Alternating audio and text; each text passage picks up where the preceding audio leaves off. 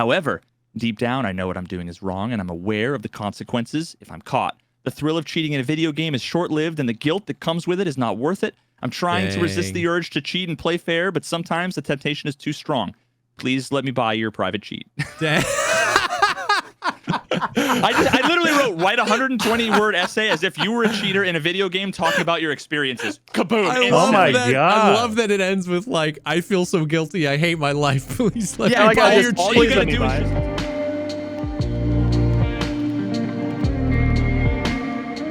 What's up, everybody? Welcome to the podcast, the show dedicated to talking about all the poggers things in life, like music, content creation, and video games. I'm one of your co-hosts, JesseKazam.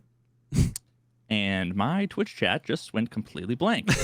Welcome to the podcast. We are here with special guest, yes, Chaboy, the king of Tarkov at the moment, or the devil, I guess. It's depending on who you ask. Yeah, depending on who you ask. Goatmoth, welcome. I'm a cheater in recovery. Yeah, dude, the first step is admitting you have a problem. Dude, what's up? Thank you very much for coming on, man. Yeah, thank you for taking the time to come chat. I'm really glad to be here, and I'm looking forward to answering questions and having a chat about this crazy week. Yeah, there's so much, and like we haven't really talked about like a flow or a format. I'm sure it'll just be all over the place. There's so much to unpack. But I will say, from my perspective, it's been really interesting because, obviously, because there's lots of stuff I'm sure that we want to talk about from like the data and your specific discoveries and potential solutions. I watched your follow-up video and saw that you talked with, and there's lots of that stuff. But I also want to spend at some point, whether we do that in the beginning or at the end, talking also about like the reaction to the video and the like that side of it, like separate from the data, but just like the emotional side, because it was super interesting to see obviously the video blow up. And I normally stream on Saturdays. You released this Friday night, right? It was like, yeah, correct. It was actually not the final edit that I was even willing. I was gonna really release.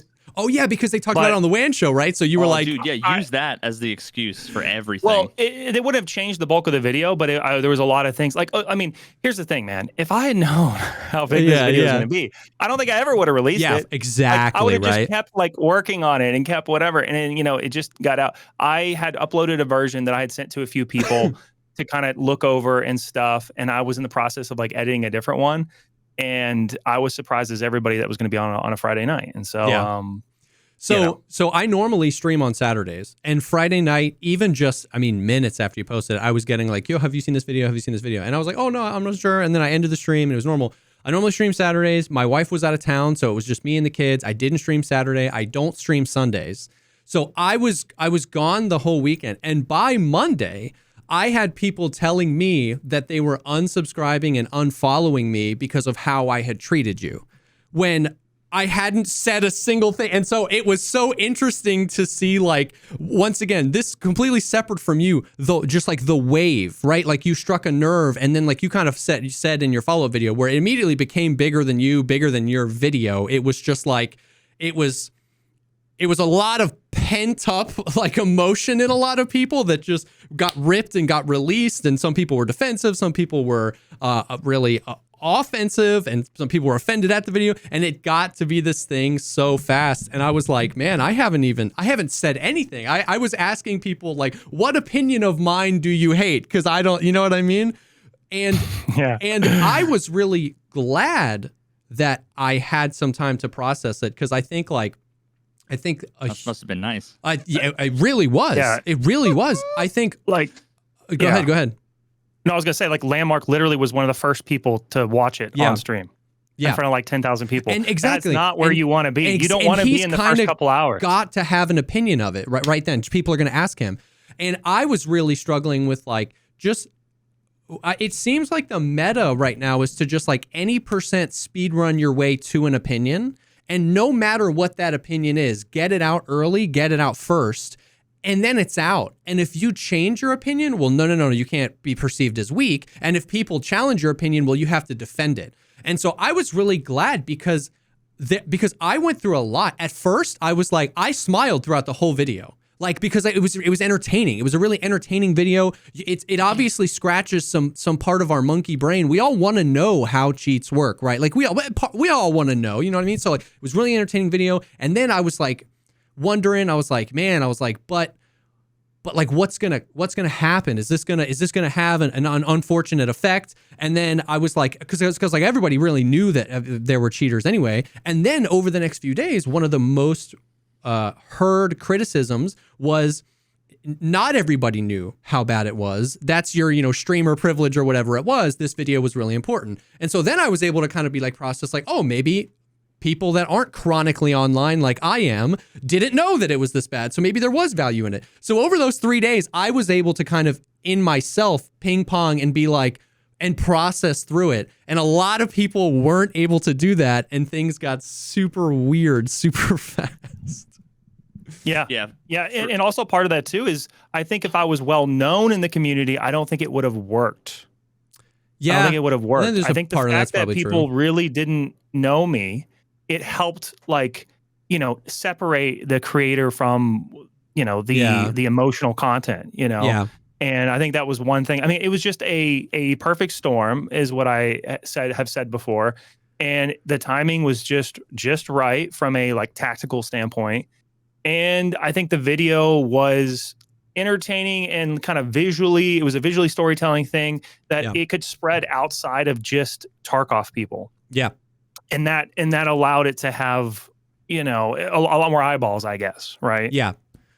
So, yeah, I don't know if how we want to do it. If we want to start with the actual stuff and the stuff the video said or the reaction or anything. But that was my kind of thing I wanted to throw in at the beginning because not that I was even really mad because I know that that's the internet, right? But it was just so funny that I had been over the past few days, I've been told what my opinion was about your video many times. And I was like, okay, sure. Yeah. So I have I can probably do maybe a quick summary and then Go can jump in afterwards if there's anything I missed, anything I forgot or whatever. But for context, I actually was talking to Goat a few times over the last few days. We had an hour-long phone call. Dude, that was a lot. I literally talked to my grandmother on the phone, and you are the only people I've talked to on my telephone in 2 months. So you should be... I don't normally use the telephone. I just we needed it for a specific reason. But yeah, I don't normally use the cell phone either. And I was going back and I was I'm going through my call list. It's basically spam calls and you. That's my entire week. So my wife doesn't even call me on the cell phone. Yeah. So we talked a bunch, but so I've been working on the last few days putting together kind of it's not even a response video and it's not even a reaction. It's more of a explanation, I guess, of just a commentary because there's a lot of stuff in your video and then also adjacent to that, right? The anti-cheat Discord, the thing that we talked about, and streamers getting banned and just all this other stuff that I feel there's a lot of context. But of course, I have a 27-page script for this video, 27, and but I have a decent outline, at least of what the video was. So effectively, what Go did on his channel, the video, what's the official name of it? Is it the wiggle that killed Tarkov? That's it. Yeah. Yeah. So the wiggle that killed Tarkov, and basically in a nutshell.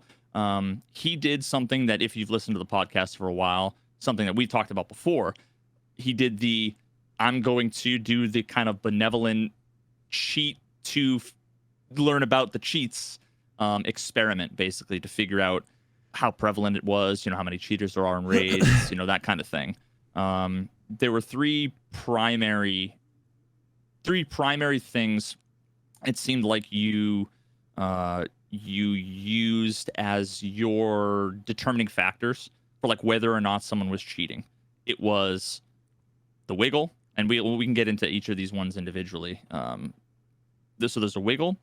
Part of it was people's KDs because the kill death ratio of the person was shown on the little info dump text thing next to everybody's outlines that they could see with the wall hacks and the radar. And one of the other elements that you mentioned a few times was the people on the little radar, which is like if you play Call of Duty, you see the little red dots moving around. It was the people, quote unquote, locking onto you basically. So you could tell that like someone was looking at you, even if you had no line of sight on them or they had no line of sight on you. So it's basically like those three things coupled with just the general behaviors around how people were acting that effectively would give you the vibe of this person is sus, this person isn't sus. And then I don't know how long you were working on this, but basically over the course of it was 125 raids. The conclusion was effectively roughly 60% of your raids had at least one cheater. I think is that like a fair representation? Yeah. So a lot of people, you're hearing a lot of people say 60% of people are cheating. Like that is a way gross.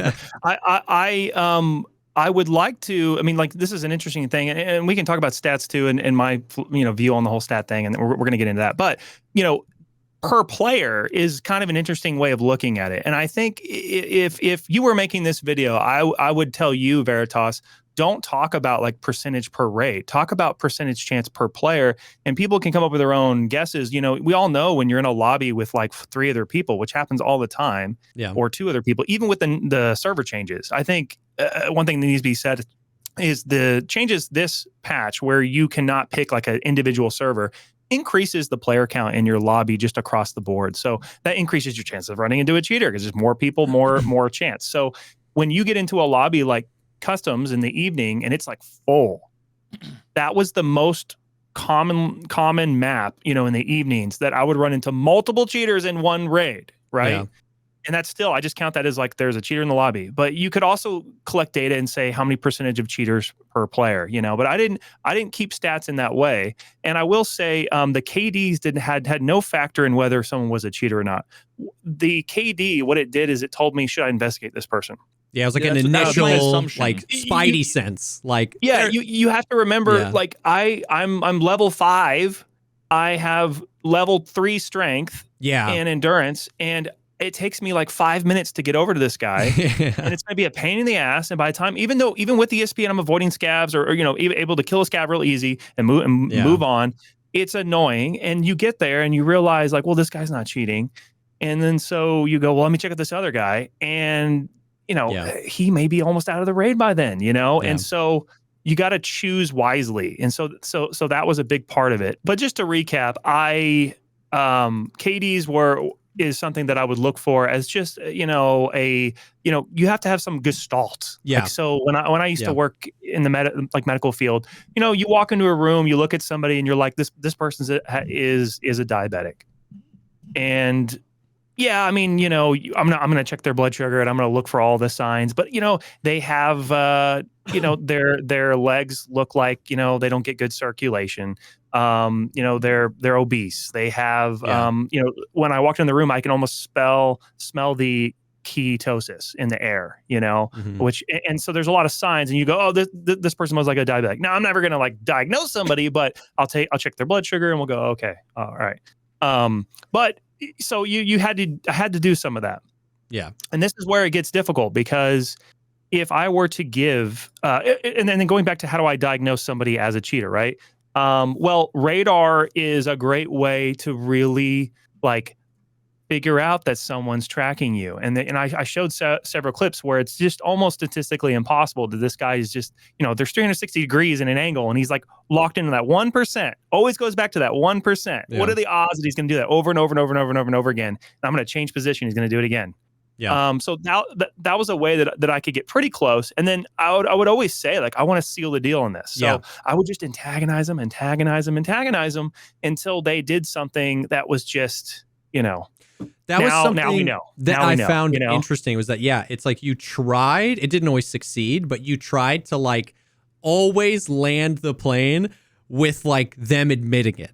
And you got it a few times, right? And that doesn't necessarily mean that every time everybody you thought was a cheater was, but you were trying to move it along. If you saw a high KD, you would go investigate. If they were locking onto you, you'd investigate further. The times where you were like, "Nice kill, bud," and then you were like, "I feel dirty." And what did you say to the one guy? Where you were like, oh my God. You were like, his KD was too high or something, and the guy was like, "Oh yeah, he needs to lower it," and you were just like, instantly done. Like the only way that guy would know.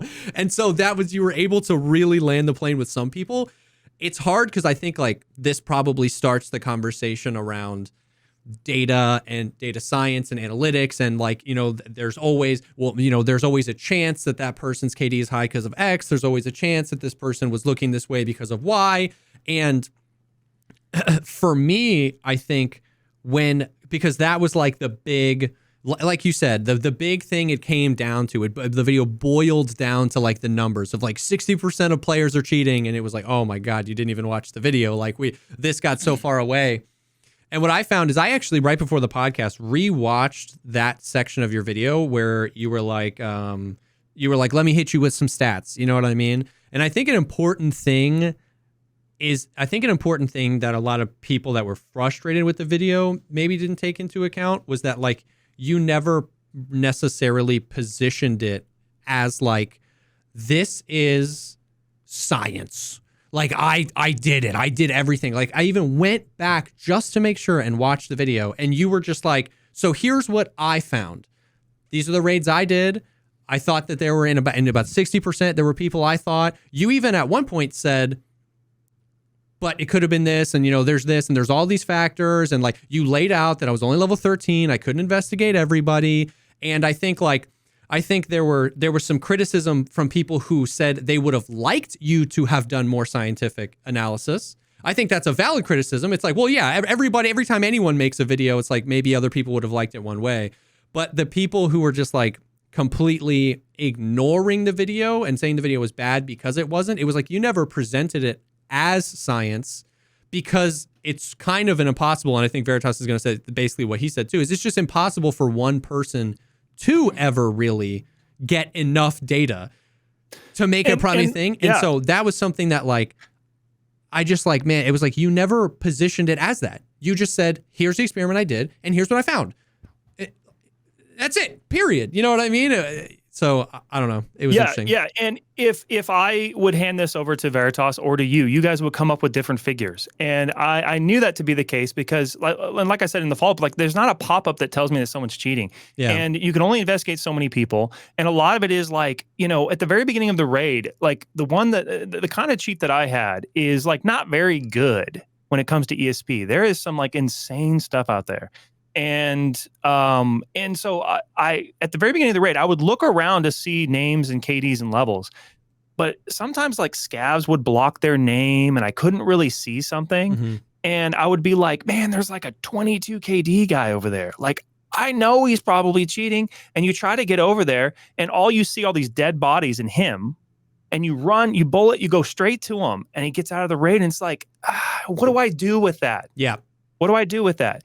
And I can't 100% call that cheating. And it's like, I'm not running a perfect like science data. Like what I would have liked to do is get one of those cheats that shows you the full map, record that on a second monitor and then record my primary monitor, with the POV, and you get like almost like a history of what everyone did in the raid. That would be much more beneficial. But I will tell you, I don't think it would change the outcome of this video. And I don't think it would make the video more well received because the point of the video wasn't, this is exactly how many cheaters there are. And it really matters whether it's 60 or 70% or 50% or 80% or whatever. The point of the video is cheating is too common.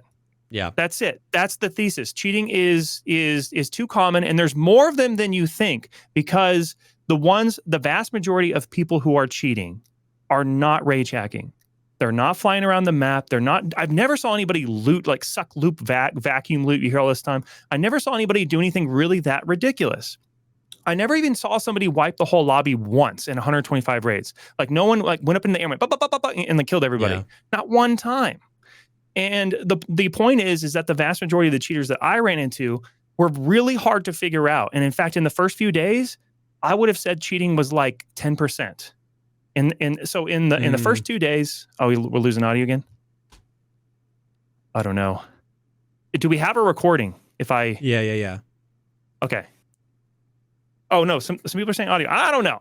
Okay. So but the whole point is that, you know, the vast majority of people who are cheating, in my opinion, according to my experiment that I did, were very difficult to pin down once I figured out this thing called the wiggle. And once I figured out the wiggle, because I only did this over 4 days, I figured out the wiggle and I was like, holy shit. Like, yeah. I'm finding them. This guy who's 1.5 KD wiggled back at me. What the hell?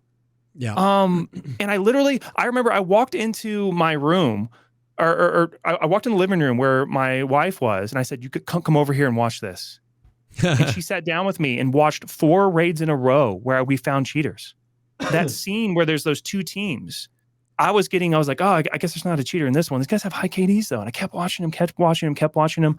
This fight took 10 minutes. I kept watching them, and I just like I almost had a little bit of like a depression moment.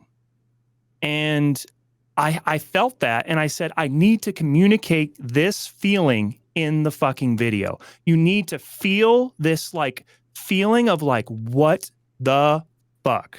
Yeah. And that's the whole point of the video. And I think if I made it about stats, you know, it doesn't really matter. And I ask people, like, what does it matter whether it's 60 or 75% or 50% or whatever? And is anybody even debating me that my figure is like crazy? And no one really has debated me on that. And so I said, you know what? I would like, listen, if I could go back in time, I would like to go through everything and spend, you know, another couple days really giving you really good stats. But what does it matter, really? And I know this is going to drive Veritas crazy, so I want to hear. Dude, here's the thing: we're having a ton of technical difficulties, and I've got 1,000 people in chat that are like spamming, like audio's not working, and I'm sitting here like with the saltiest look on my face, and I'm already thinking ahead to all the people that are like, Veritas is so mad, goats here, he's so fucking mad, dude. And I'm like, I haven't even been able to like pay attention to half of the shit you're saying because I'm trying to deal with this stuff. I just feel bad. Like, I apologize for the technical difficulties. Speaking on that, I talked about this before we went live, guys. I'm going to be really disappointed if anybody's being mean in chat. And I'm enjoying this, and I specifically came here to have some pushback and see another perspective. So it's all good. Now, I think everybody in chat's being cool. I think most people are just distracted by either the cursor on Jesse's hoodie or the audio being broken. Whose cursor is that? Is it mine? I think it's yours. It's not mine. It's not mine. Oh, maybe it is mine. Oh, yep. I understand it. I understand now. There's layers. There's layers to this you're problem. Actually gonna have to edit this. You're actually you might not even have to. You just put the fucking whole thing up raw. Put it up. Fuck it, we'll do it live. All right. Like, if you want, I can jump in and give you like a high level I think it's relevant to like the stats and stuff. I think I'm coming at this from a very different perspective than a lot of people, and that's partially why so many people were so either confused or like butthurt or whatever. But so just to rewind, like I said multiple times back in, I think it was either August or October, I don't even remember, of last year, 7 months ago, we had the conversation, and I was like, you know what? The best thing that I could do for the Tarkov community right now would be download the cheats, go in, and figure out how many cheaters there were per raid. But I couldn't do that because I would get, canceled. Half the people would think I was a hero. Half the people would think I was the villain. I would ruin all my relationships with BSG and potentially some of my streamer friends. Like, nobody ever knows, what the reception of these things is going to be, right? Yeah. So many times people go and do things and they try to be like benevolent, and then it just totally backfires. But so this is something that I've been thinking about, fantasizing about, and talking to people either on podcasts or even behind the scenes for months now. So I'm thinking about it from the perspective of what are all the things that I would have done? What are all the things that I like, pitfalls I would watch out for? How would I want to word things? How would I want to, so when everybody was doing the thing that everybody was doing when my video, the whole Tarkov needs to change thing, was going, viral, everybody was like showing up into every other streamer stream going, have you watched the vid? Have you watched the vid? And I'm like, that makes me cringe because I'm like, don't go and tell people to watch my like people are gonna like hate me, you know, like because it gets annoying when everybody's like, watch the thing, and I'm like, I'm trying to play Tarkov, I don't want to watch a video, you know. So it was like that over and over and over again. So then I finally got like bullied into watching. I'm like, I'll watch the fucking video then. Like, you guys are saying it's going to be, you know, this game-changing thing. And of course I have the like criteria in my head for what I would want, which is not, it's not the same criteria that like the community has or that a normal casual player would have or even other content creators would have, you know? So my take on it, my tweet was basically like, I saw it. I am skeptical. Anything good's going to come from it. I didn't learn anything new. There was like nothing groundbreaking or actionable for me. I'm not like baffled like a lot of people are. So it was just kind of like meh. But I see how that can be like interpreted.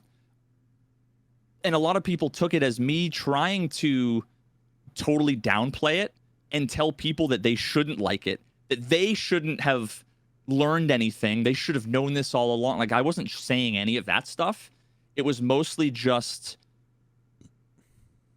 this was like my fantasy, my dream realized. And there was I knew there's only going to be one of these. If anybody ever did it, right, there's only ever going to be really one of them. So my main goal for this, and it's what I talked about before, is wanting to know, it's really wanting to get a solid, very solid statistical understanding of what the numbers are, so that I could like apply that just like logically to, like, I can look at my KD and I can see, you know, if it now half of the problem is that that's basically impossible.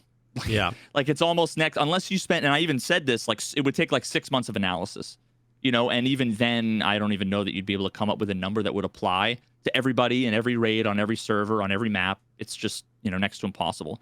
And if you don't mind, I want to give one reason that supports that. I want to get this in early on. I'm going to say this in my next video as well. There's a gentleman by the name of Hostile Puppy in the video, who's, you know, I'm accusing of cheating.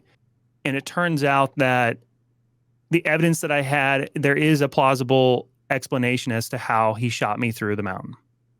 And I'm going to go back and we're going to look at it. And I've already put something in the description saying, hey guys, like, this guy, you know, we cannot say he's cheating.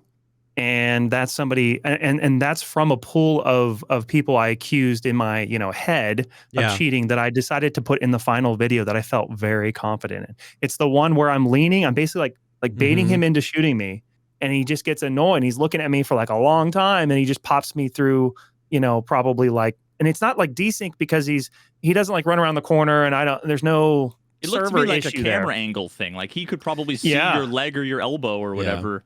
Sure. So it was a weird thing. And the whole situation leading up to it, I can see where I was coming from. I can see where he's coming from. He hit me on Twitter. He's being really cool and nice about it, but I feel obligated. I feel very obligated to be saying that. And this is another reason why I made the decision not to release the footage. A lot of people wanted me to release all the VODs, and I just know it's going to be a witch hunt. I already messed up. Other people are going to mess up. It's going to turn into this. And, you know, another thing that was difficult about recording the whole thing is on my stream computer that I had to record it on, because I literally can't record it on my computer because of the stream proof stuff on the cheats. I can't record on my computer. You can't see the ESP. I can look at the window. With OBS, I can't do it. I can't even take a screenshot and it won't show up. So I had to route it over to a capture card. I had to buy all this other stuff. And when I did that, all my audio was baked in, including my voice. And I'm like talking through it like, this guy's cheating, this guy's cheating, this guy's whatever, which is going to poison the well. You're going to be right there with me. And I knew that, and I was like, what good is going to come of this? Oh, we changed the number to 68%. And people who find it interesting, which is completely valid. It is completely valid to be like, I want to know the stats. I'm right there with you. But yeah, I don't know how much different, the end result would be. Yeah. So on that note, like I was saying, like my goal, my dream for this kind of thing is to actually get like real concrete, as controlled and scientific and whatever as possible. So I went into it with people saying, "Oh my God, he said it's 60%." Yeah. Objectively, that's the takeaway so many people had was he said 60%. Watch him, he's gonna prove it. And I'm like, I'm fucking ready. And like that poisoned the well for you a little bit because you got a little bit of the information before you even watch the video. Watch this video. This guy says 60% of the raids have cheaters in it. You go into it with the way you would have thought you wanted to do it, and you were like, back up this claim. And yeah. And all of the stuff is going to be in my video too that I'm going to probably finish tomorrow. But you remember, Jesse, when my video came out, and the first thing I said was, it's like the least happy video. Like I'm the least happy with it of all my videos, and it's the video everybody's like, this is the greatest thing you've ever done. Yeah. And I talk about some of my issues with my own video and how I think a lot of the same things that I was critical about of my video, I think I'm going to be critical about in yours. Some of them, people might see as nitpicky, like consistency stuff. Like there are a few times where you said, around 60%, and then you'd say, literally confirmed 60%, and then you'd say, if someone does this, 100% confirms they're a hacker, and it's like, oh, there's just like a lot of things like that where it's like people are gonna, even though I like know where you're coming from, and it's easy to be like loosey-goosey with a lot of that stuff. I also know that 2 years from now, people are gonna come into my chat and say, is it true that 60% of players are cheating in Tarkov? Like that's going to be the takeaway. Like people are going to get it wrong. And part of that is like a huge portion of that is not your fault. Yeah. But I do think that there's some amount of like carefulness that it's almost impossible to find, but it's one of those things. Like when I saw it, I'm like, I know, God, here we go. Like this is the 60% is the new right-hand peek. It's the new head eyes. It's the new ping abuse. It's the new, Peeker's advantage. It's the new. Oh, I have seen the Twitch channel titles. I've seen the. It is literally the live like I'll die, and someone will just be like 60%er. Yeah. So the 60%, it's part of the problem is that I think a lot of people are it's going to be a meme, and it's going to be a statistic that people will swear by. Yeah. This guy. It's also and this is going to make you just roll your. You're going to hate this, but in my opinion, it's okay. It's okay because it doesn't really. The whole point is that going back to the point of the video was cheating's too common, and the point of like my next series of like endeavors, and it's not just making videos, it's doing other things, stuff that we're going to do together, other things. But the whole point of the next stage is cheating's too easy, it's too common, and not enough is being done. And maybe the not enough is being done. I don't know if that's true. So my next stage of this whole thing is BSG and BattleEye doing their due diligence? Mm-hmm. My opinion right now is probably not. And I'm willing to have my mind changed. And I think the community, as a consumer, I don't think the community realize how niche anti-cheat development is. It's so niche. As someone explained to me who is a leader in the industry, he explained to me that it's like brain surgery. There are so few people who are able to do it and do it at a high level. And he told me there's no amount of money that you can throw at it to get things done. You have to have the right people, and the right people are working. And how do you get them? And so my next endeavor is, like as a consumer, like I can look at car sales and safety ratings, and I can look at food reviews and restaurant service reviews, and I can be kind of educated. It's really hard to be educated of whether BSG and BattleEye is actually doing a good job. And what I'm finding is that most of what people say about the problems that BSG has are not true. and like 'cause people have verifiably no not fucking idea Yeah. what they're true. talking about. And which, and I think that's one of the reasons why I've been so that's one of the reasons why I'm so hesitant to talk about cheating, to talk about anti-cheat, because I'm aware of my own ignorance as someone who spent 6,000 hours playing this game and does this for a living. I'm aware of my own ignorance around that subject. So when we talk about I'm super willing on the podcast to be like, BSG sucks, this quest design sucks, this movement sucks, because that's a really binary decision. They say it's good for the game, I say it's bad for the game. We can disagree, whatever. But when it comes down to BSG isn't doing anything about the cheaters, that's a really common. They're literally doing nothing is a thing that's said so often, and it's one of those things where I don't want to inherently defend them and say they are doing something. The problem is I don't know if they're doing not enough, if they're doing enough and it's just not working, if there are things that they're overlooking intentionally or unintentionally. So, but then a lot of times if I push back on somebody says they're literally doing nothing, and I'm like, I don't know about that, bud. Well, then it's all of a sudden I'm just like a BSG shill. You're just, developer simp is another term you've coined. You're just just written off immediately. And I'm like, I'm not defending BSG, I'm defending logic. If I don't even know what anti-cheat is or what's being looked at, how can I possibly know if they're doing a good job or not? So I'm not here to defend them, but that's why I think this whole situation is so sticky, because I think a negative byproduct of your video, which was very much so not intended, is just that it basically it was all-purpose ammunition. No matter what you thought, you could kind of load your opinion with it. If you thought this is even this, there's a cheater in every raid, and this is conservative, you could kind of be like, do you see this video? If you were like, oh, BSG's not doing enough, it's too easy, you could kind of just load it into whatever and apply it.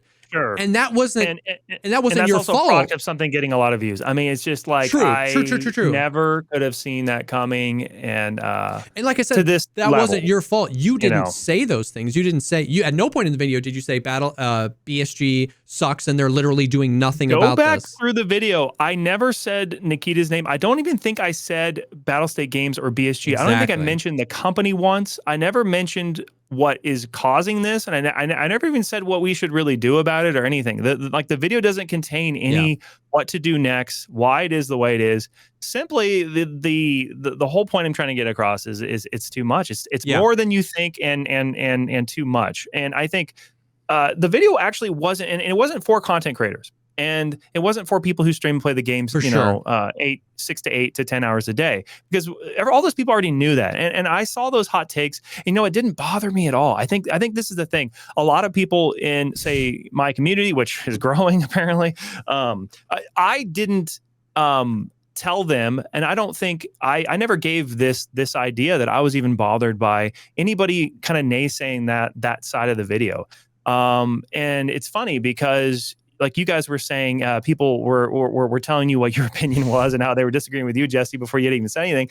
People also were defending me in my position that I never said that I was holding either. Oh, I believe that. And so a lot of people were speaking for you.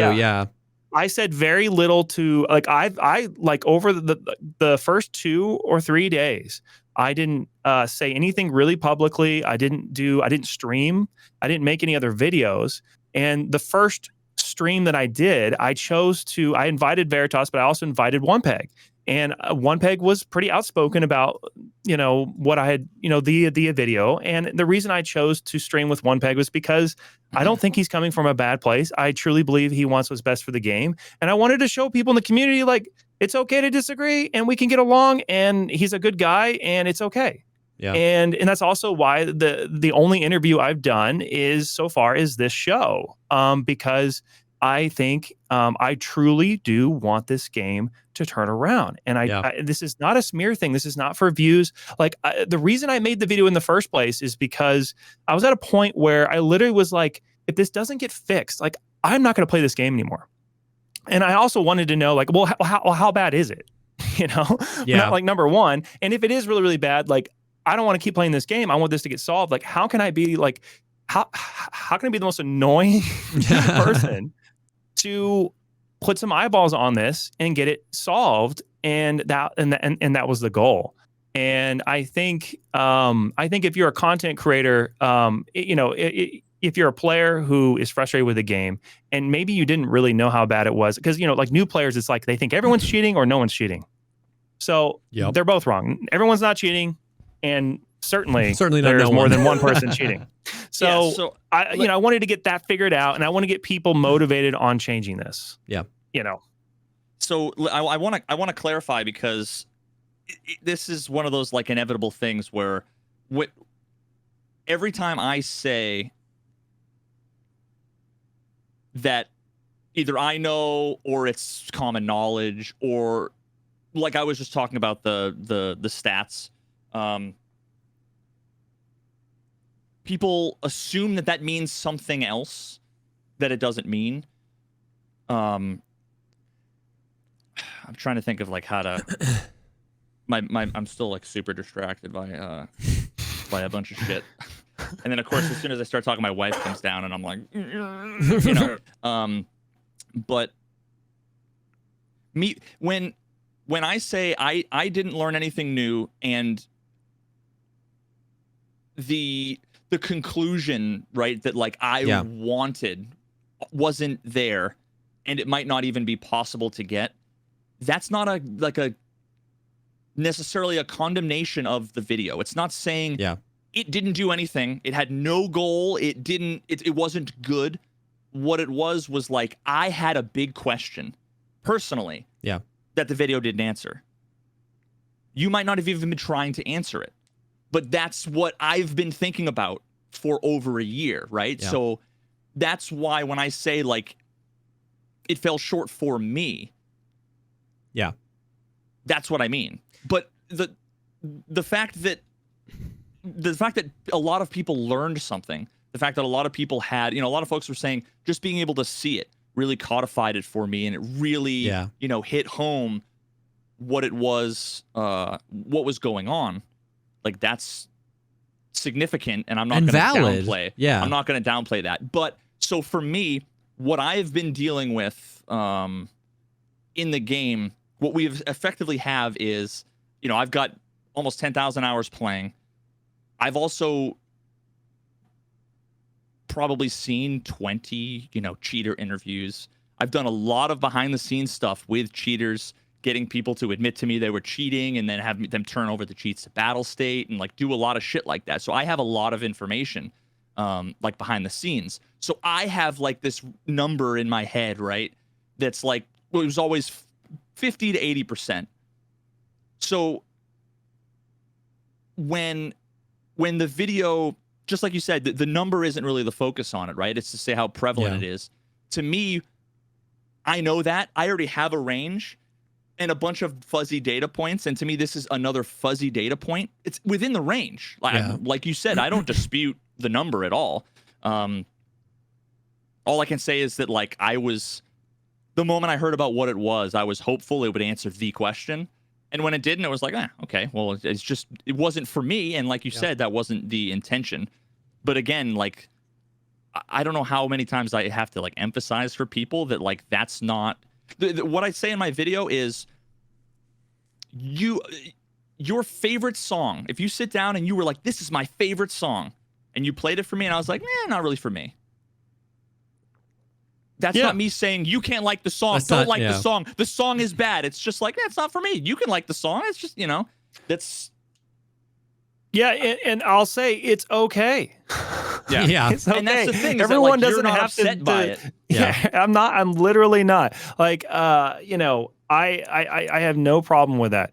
And you know, for me, it's like I'm in a position where like I accomplished my goal. I think if I didn't accomplish my goal, it would have been a pretty big fail, because it wouldn't have really added to it. It would have just been dramatic. It would have got me completely perma-banned from ever playing the game again, like streaming it. You talk about like it's GG's, man. I mean, it's GG's if it doesn't work out, and that would have been a big failure.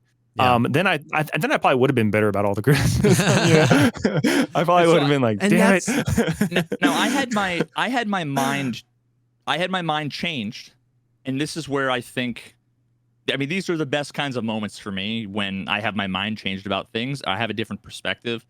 Honestly, like these days, I feel like it's so rare that I'm able to have my perspective change and my mind change. And it's not for lack of trying, and it's not because I'm open-minded. I just think because most people don't think for themselves and they just repeat the same bullshit over and over again. So it's the same, repeated garbage. But one of the first things I said in my original tweet was, I don't think anything good is going to come from this. Now, part of that comes from a couple different angles. One of it being, we all know about all of the videos that are basically like, here's a tutorial on how to do this exploit. The stanky leg flying thing, the invisibility, vulnerability, invisibility, all that stuff, right? Here's a tutorial on how to do it. And I'm doing this because I care about the community. Yeah. And I want everybody to start doing it to put pressure on the developers. Yeah. So part of my initial kind of like apprehension about whether like whether it was going to be good or not was basically like, especially as a software developer myself, I hate when people say, I know what the problem is, how easy it is, and how long it should take, and you need to fix it. Sometimes they're working on it and it's hard, right? Sometimes it's not about convincing people that they need to do a thing or convincing them there's a problem. Sometimes there's nothing you can do. Sometimes they're working on it and, whatever. Yeah. So now there was a few things here. The first was talking to you on the phone, figuring out some of the things that might be coming down the pike that sound actually encouraging.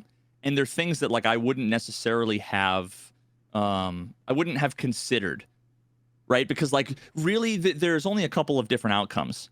Either think about it. BSG isn't aware of the problem. Okay, well the game deserves to die because what the fuck? They've got their heads in their asses, right? If they're aware, but they don't care, well then the game fucking deserves to die. I've lost all respect and whatever. If I can't tell if you're sitting super still or if you're okay. I feel like I am. No, you weren't frozen. You were just sitting there really still and with like all the technical. It was crazy. I looked at him like 3 times. The bitrate encoding's like we don't have to do any work here. Like it's just a still image now. Sorry, okay, I'm listening. I'm engaged. Yeah. So there's those two, and then there's they're aware and they want to fix it, but they don't have the skills or the expertise. And then you run into the whole like Russia job stuff. And that's complicated because, there's things they could do, but it's also like, I don't know what the fuck is going on. I'm not going to pretend to know. Yeah. So that's just kind of like it's challenging. But then there's also the case in which they think that they want to fix it. They're aware of the issues. But maybe some outside expertise, some outside tips, some recommendations from folks. I saw a couple of Reddit posts that came from all this stuff where some people that actually had some really fucking interesting, like reading it, I'm like, this person knows what they're talking about. And then you have like 5 people that all respond saying like, no, it's completely wrong with other technical stuff. And I'm like, I know enough engineering to know I don't know enough to be able to know if A or B is right. Yeah. So there's just so many elements to it. But this idea that like, I'm just so cynical because of 5 years of the same bullshit that I just either figured that they are incapable or there's also a universe where they actually are competent. The Battle Eye's doing a good job, right? Like think of how many times we hear the cheaters that come out and say, I get banned once a day, but I buy the account for $10 and I make 30 in RMT, so it doesn't matter. Well, then it's like, well, then clearly the anti-cheat's working there, right? Like the same people who say that BSG isn't doing anything in one breath, in the next breath they say, oh, well, but BSG's making money from banning all of the people and then buying new accounts, so they like it.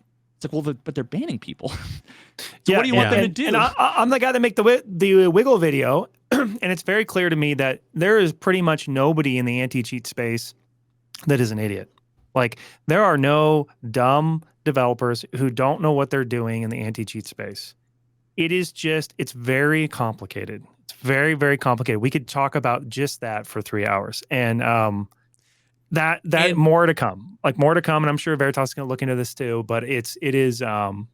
more to come on that. And the frustrating part is the dichotomy between like you probably have, because of what happened over the last week, just an insurmountable more knowledge than I do have on the subject. Veritas, just being a software developer, you have a lot. You're saying that the guys you're talking to, Goat, are incredibly smart, incredibly good at what they do, but it's hard and it's complicated. And the dichotomy is at the bottom, people are still saying BattlEye should hardware ID ban. And it's like they do, you know what I mean? You know, and so the information. I think about this all the time in just like real life. But this is a great example of this, is that we're just at a time in humanity where the vertical of information is too high. You know what I mean? Like 2,000 years ago, anybody could really have learned just about anything. You know what I mean? You want to, but like, it's just too much. And so when we as the consumers, and I'm the stand-in there because I have zero software development, I've talked to zero anti-cheat devs, I have nothing. I stand at the bottom just going, I don't know. I don't know what a hardware certificate is. I wouldn't know how to tell you the serial number of my motherboard right now. I don't know anything. I know, like what you said, the problem is bad and it needs to be fixed, but I just don't know. But we're so desperate to know that we cling to the kind of the first thing. Oh, they should hardware ID ban, kernel level. This should be kernel level, right? Because there's the corn kernels of the Valorant anti-cheat. It's better. It should be kernel level. That's all. We just grasp at everything we know, when in reality, it's just so much higher. There's so much more knowledge. And I think that's just part of the struggle. One of the best examples, because they both operate at the same kernel level. There's fundamentally nothing different about BattlEye and Vanguard's Valor. That's how one of the they're huge implemented, I'm sure, and it just frustrates everybody in the industry. I don't know how that got sent around. And I've verified this multiple times. They operate at the same kernel level. And the thing is that a blog post came out 2 years ago that said Valorant's anti-cheat is this big major thing, oh my god, and we all need to take it seriously. And then everybody just assumed because no one wrote a blog post about every other major anti-cheat that are all kernel level, they must not have them. People just remember people that were hesitant to even play Valorant. They don't remember why, and then they just go, oh, well, that must be much more invasive. You know what I mean? And that's all we remember.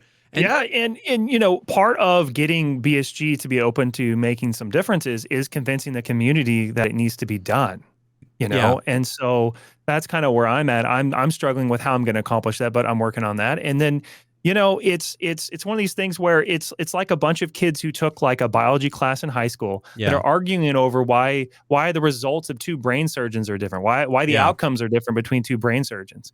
And it's like, guys, like, you need to you need to spend a lot of time and have very specialized, conversations to even be able to really form an opinion on that. Separate knowledge from emotion. You know what I mean? Yeah. It's because the thing is, what makes it messy and complicated is because we all play the game and we all die to cheaters and we're all frustrated by it. But that's what I love. And I don't know why people are so hesitant to it, but I love having conversations because separate knowledge from emotion.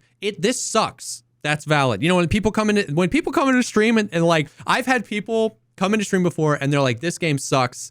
And I'm like, dude, I feel you, bro. It does suck. And they're like, oh, I thought you were going to get all pissy. I was like, no, dude, the game is suck. But then separate that from coming in and saying, BSG doesn't do this because of X, or they need a kernel level anti-cheat, or they need this. It's like, you're making yourself look stupid because you're trying to apply the emotion of your experience to knowledge you don't have. Separate those things. Give us the emotion, show BSG the emotion, show the frustration, show the this or whatever, but separate it from stuff that you don't know, because then you look dumb and you give other people a better ammunition, right? Because then if your argument is it should be kernel level, somebody else just gets to stomp on you and say, well, it is kernel level, and then you feel invalidated, and then X, Y, and Z. You know what I mean? So, but that's the problem, though, is that people hear the thing and then they know. Yeah, they heard some. Why doesn't BattlEye? Tarkov needs kernel level anti-cheat. Kaboom! Everybody that hears that, now they know, right? Because nobody's skeptical. Nobody thinks for themselves. Most people don't even fucking have any idea what the kernel is. I don't. And it's a very specialized, secretive, niche type of software development that very few people in the world, even if you're a software developer, you could work in security at a bank and you still don't understand the complexity of this industry. It's so niche. It is like, it's not something that a consumer can even really understand. And so what I hope to do is to help bridge that gap. And I want to investigate, and I want to find out if it can be fixed, if they're doing what they can be doing. And that will change my opinion about what the future will come. Yeah. And I do think it's important to give them time. I have not like fired off like attack videos, and I'm not encouraging people to quit, and I'm not telling people to come after Nikita or do anything destructive or whatever. But at the same time, I'm also not going to take an interview with anybody at the company, and I'm not going to do anything that's going to skew those lines and be friendly, because I do think it's important to have, a skeptical watchdog mentality when it comes to this. And I think I owe that to people who watch the video. To be fair, I also think it would be completely reasonable that after that video, I just step away and let things go the way they are. I feel compelled, both from a personal standpoint, to look into this. Mm-hmm. And I'll tell you, man, I'm getting like hundreds of emails, and I'm not exaggerating, a day, with people who are the smartest guy in the room, who have played video games for years and have an opinion on how to solve this complicated problem. I mean, I can even go in here right now. I have some message requests.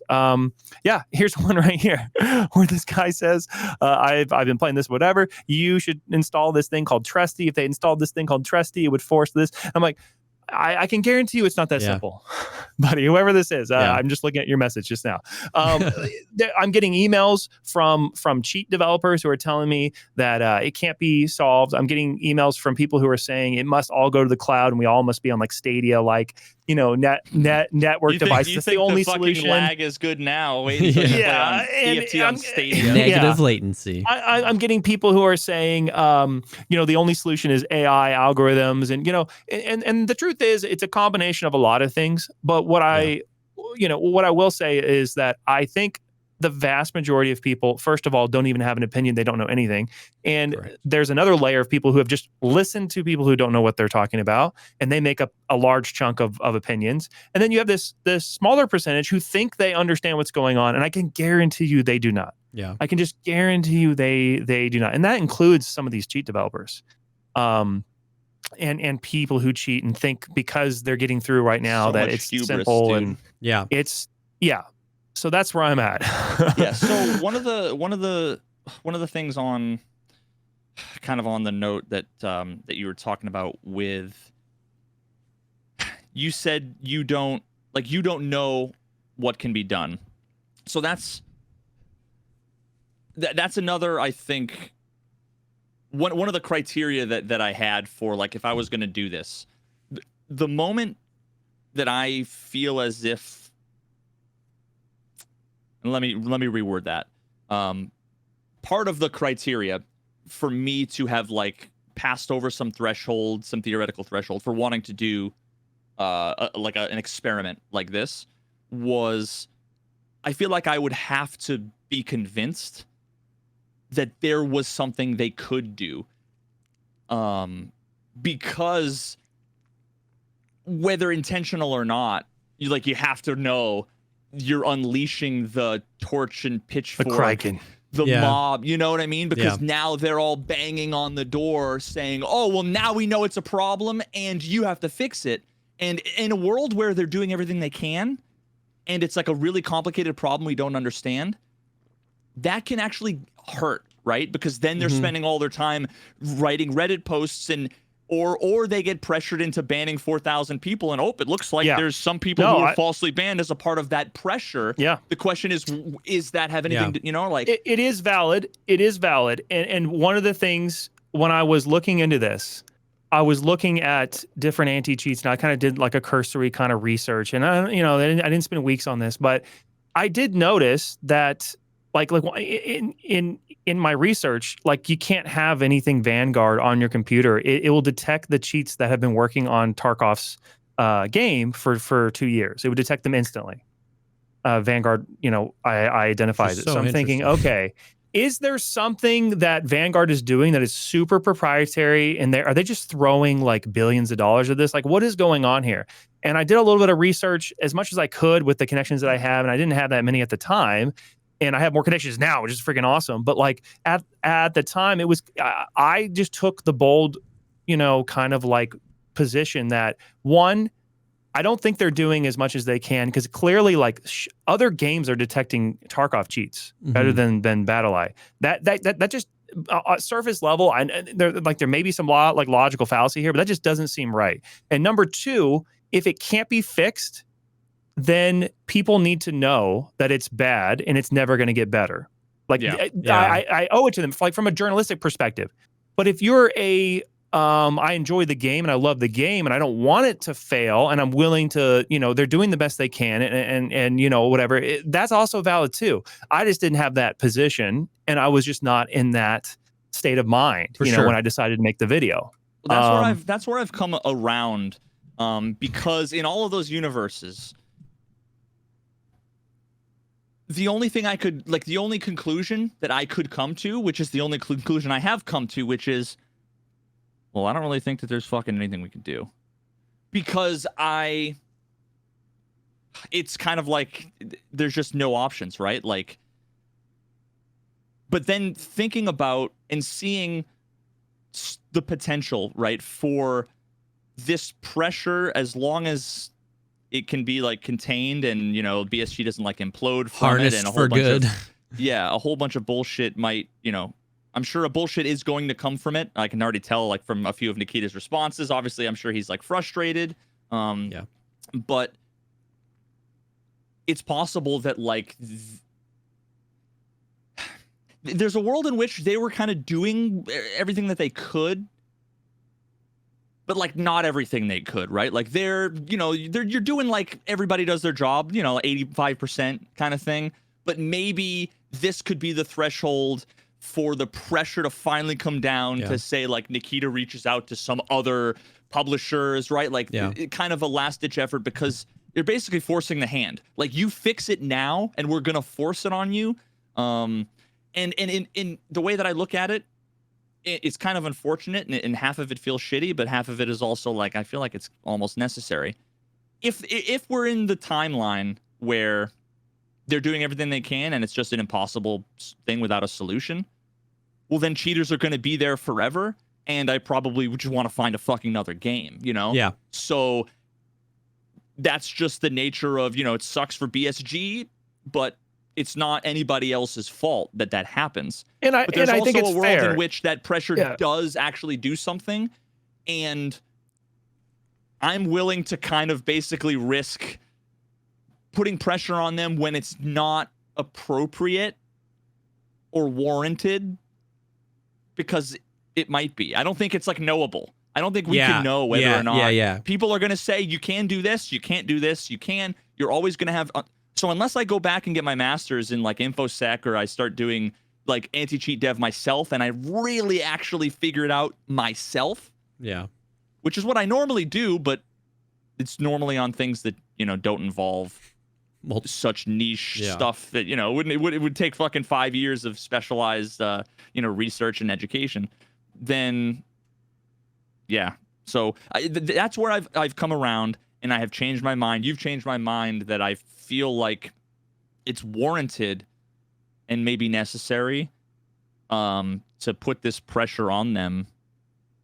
It does, I do get a little worried that it sets a precedent that now but I also hate those arguments. I fucking hate slippery slope arguments, dude. Like, I don't fall for that whole like, oh, well, now everybody's going to cheat, blah, blah, blah. It's like, oh, God, I don't think that's going to happen. I think the community is pretty, like, this was already a miracle that this got this far, but I don't think the community, I think because it was so big, I think the community is like, just, I've had people message me saying, I've been playing cheats for, a year, like, hunting down other hackers, and I've been a vigilante, and I have all, I'm like, dude, just shut up. I'm just like, ban, like, and they're coming in, the ultimate hero. They're looking for your approval, right? Because they're like, oh, and I'm literally like, ban, you know? Like, it's so funny. I have already made a decision. I'm not interviewing any cheater. I'm not interviewing any cheat developer. I don't want to talk to you. I don't want to learn anything from you. I just, like, it sets a bad precedent. And so I'm not going to go down that path. Nothing new is going to come from it, though. There's been enough of those interviews where nothing new is going to come from it.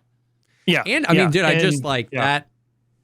I appreciate that mentality because like you were given an opportunity to do a lot of things, right? Like you definitely could have, if you wanted to, just become that guy and given every every cheat developer, every vigilante cheater a platform and stuff like that, because you hold a lot of trust in the community now, partially like you said earlier, because you weren't somebody that people had an opinion about. Like you weren't this like huge, you weren't streaming to tens of thousands of people. And everyone's like, oh, he's cheating, he's this, he's that, he's in BSG's pockets. You kind of came out with this swinging, and so a lot of people trust you. And so you had the opportunity to do that. You also had the opportunity to really lean in and play the villain and just be like, literally like, F all these content creators, they don't know, we the people, and just like really rally. And you've chosen not to do that, which is awesome. But I think like going back to what you were saying, Veritas, is it's like it is an unknowable thing how much like directly how much the video will play into anything. Maybe like tomorrow they release an update to the anti-cheat that they were already working on, but yeah, so who knows? That's the other thing. But the video came out this weekend and now it only looks one way.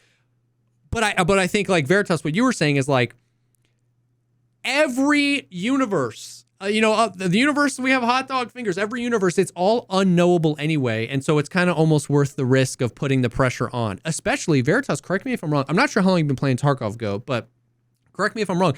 Didn't this kind of at least perceived to happen with BattlEye? Wasn't the official stance for a long time, we don't need an anti-cheat, we're doing it ourselves? And then people were like, it's super bad, we need an anti-cheat, and then they got BattlEye. Like that's what I remember. I honestly don't remember. That's what I remember back when like Warren and Cotton and Anton and all these guys were like the biggest streamers. I remember it just being people were saying it was really bad, and I remember in a few podcasts, Nikita. Now once again, don't quote me. I am very willing to be wrong here, but what I remember as a player back then was that it was like we don't need that, and then the pressure from the community was like, dude, it's bad. And then they ended up getting BattlEye. I remember like how big of a deal it was when they got BattlEye.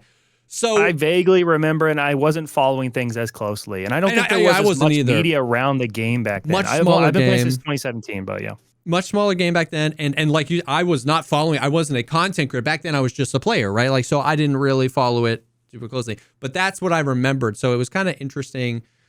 Yeah, it's just one of those things. Because like I think it's unfair to put a lot of that on at your feet too, where it's just like, well, now everyone's going to do this, or well, now everyone's going to do that. It's not like you ask people to do that, right? Like, you know what I mean? I don't know. It's just like a really weird, everybody retroactively placing their own like hugely just weird arguments and almost like morals back at the video. Like if the video got 10,000 views, nobody would, you know what I mean? There wouldn't be like pitchforks of like, oh, well, now everyone's going to do this, right? Like, so it's a really hard thing. It's like you said, you didn't know it was going to be this big. You didn't know what was going to come from it. It's hard though, because I think about that balance too, where like, it definitely seems like some good, like obviously good has come from the video, but also like bad has come from the video. People have like really weaponized this knowledge and been real, just complete dicks and very counterproductive to the conversation. And so it's a hard mix to put together. To some extent, like you can't blame. So exactly. I see both sides of it. A ton of my friends who are content creators that I have a massive amount of respect for, that we tend to agree on almost anything. A lot of them had the take that, it's going to lead to more cheating and it advertises it and all that stuff. And I respectfully disagree. And I think we all should be able to do that. I hate that like people are going through and like negative vote bombing and stuff like that. Like I just released a highlight video, and the highlight video has 80% upvotes. And I guarantee you it's because a bunch of people think that I hate your video because I said it wasn't the greatest thing in the world ever for, it's the solution and whatever. And that equates to fucking bring this guy in jail, put him in jail, like cancel him. So I both sides are like ridiculous. But at the same time, it's also like you got to remember the human being rather than the person on the internet or the content creator. Like it's not a huge deal if we disagree on those things. I just am not really worried about those kinds of arguments, because think about it. Where does the line get drawn? We're sitting here talking to him. Are we advertising his video advertising cheats? If someone makes a video commenting on his video saying that, and they're condemning it, well, then they're kind of doing the same thing, right? So then do we all hush and nobody talks about it? It's like sunlight is the best disinfectant, but also don't let that, like, don't confuse that. Don't forget that applies to you. Yeah.